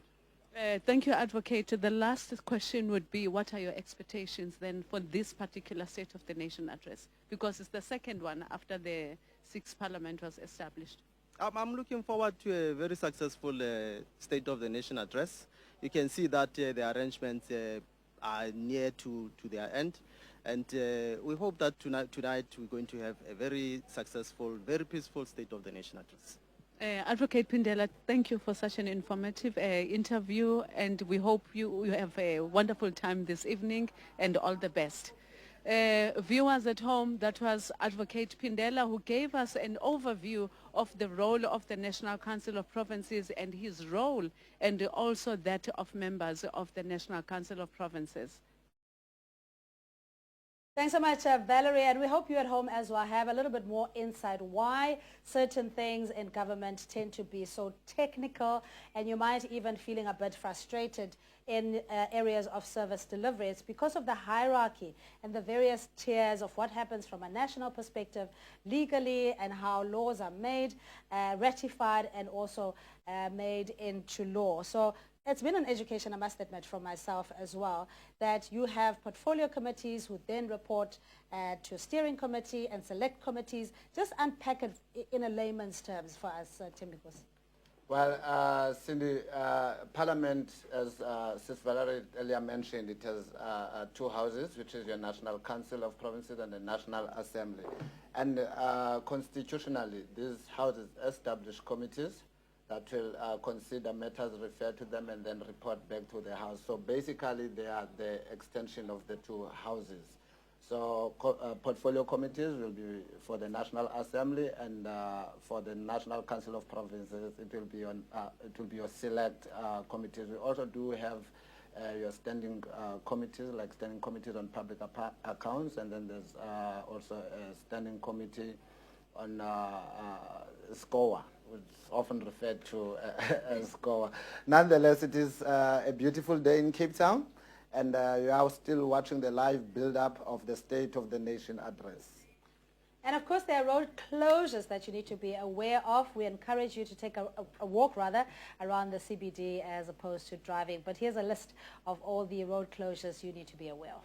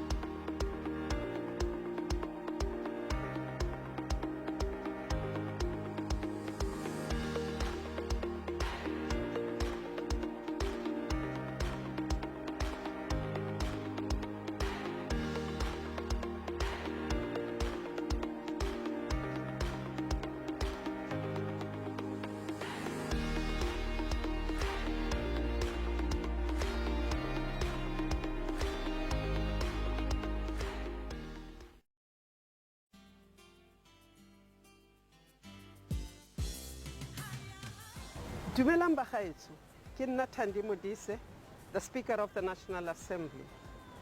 Hello, I'm Amos Ngosiake Masondo, the chairperson of the National Council of Provinces. It is that time again when we invite you, South Africa, to join us when the State President will be delivering the State of the Nation address at 7 p.m. on the 13th of February. The State of the Nation address is a platform that allows the President to raise challenges and to begin to offer solutions and various interventions meant to address issues of service delivery and the improvement of the quality of life of our people. This year's State of the Nation address coincides with the release of Nelson Mandela 30 years ago from Victor Verster after 26 years of incarceration. Parliament will continue to walk in the footsteps of Nelson Mandela. We will also continue to commit to the promises we made to our people. We invite you to follow us on all our platforms. Get involved. This is your Parliament. Parliament, following up on our commitments to the people, making your future work better. Thank you very much to you viewers at home, in the different places, at work, in the bus, in the taxi. Definitely this has been a special morning. We have brought you so much from our basket this morning, starting with the educational programs that we had, the history of this prestigious parliament, and also other entertaining videos that we have seen that speak to the life of this precinct of Parliament. That is going to be taking us to the State of the Nation address later on. But now all of us need to take a break. You need that cup of coffee, you need that cup of tea. So we are going to be signing off for a while, and we are going to be seeing you later at 3 p.m. Over to you, Cindy and Temgosi. It's really been such a wonderful and intense morning, and thank you so much for staying with us, and to the crew and my co-anchors as well. Thank you for holding my hand and navigating through the parliamentary structures, and especially in terms of delivering to its mandate of legislation, executive, the judiciary, etc. We had our light moments behind the scenes and learnings as well. So do engage with us on social media as we bid you farewell. It is the State of the Nation address, of course, a little bit later this evening, around 7. We definitely had those fun moments behind the scenes. As we mentioned, we are live on YouTube channel, and you can follow us on social media using the handle @Parliament of RSA, and join the trending conversation using hashtag SONA2020. And we're going to be back, as mentioned, and that's at 1500 hours, that's 3 p.m., to bring you more interesting interviews with Imbongi, the 19-year-old Masingita Chibambu from Matiane village, Lamulela in Limpopo. There'll be the military officials who will tell us who and how the whole procession will go in their pomp and ceremony. And I am quite looking forward to the music. State of the Nation is not only an electrical atmosphere because of the importance of the people who attend, but the talent is out. Armed Forces is also on display through the music by the Navy Guard, the National Step Guard pipe and drums, and of course the famous National Ceremonial Guard Band, which plays the national anthem. Morning yet ihambeka kuhle Cindy ngokucinga kwami, and I'm sure ababukeli bethu ninzi into bathe bayibona and nabathe bayifunda usukela ngoko nje besithu sisivalaro ukuthi we taking a break and sizabuyela ngo3, and apho ke kulapho into zokwenzeka khona. So iviewers zethu ekhaya ngcono ziyazi ba zihleli zilindile. 3 o'clock is when the fun part of the State of the Nation happens. Igama lami ndingithemba inkosi Lolo Ngoma. And my name is Cindy Mabi. Thank you again for watching. Sibonge kakhulu, saphinde sinibone entambama. Cheers for now.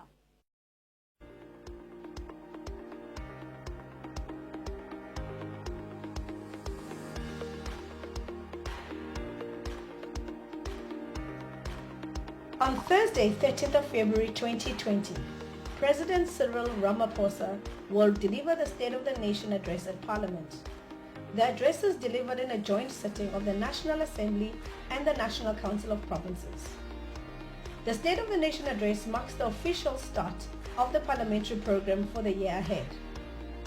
Watch live on Parliament TV and via live stream on YouTube channel. Look out for further updates on Parliament social media accounts and Parliament of RSA. Join the conversation using the hashtag SONA2020. For more information, visit parliament.gov.za. Parliament, following up on the commitments to our people, making your future work better.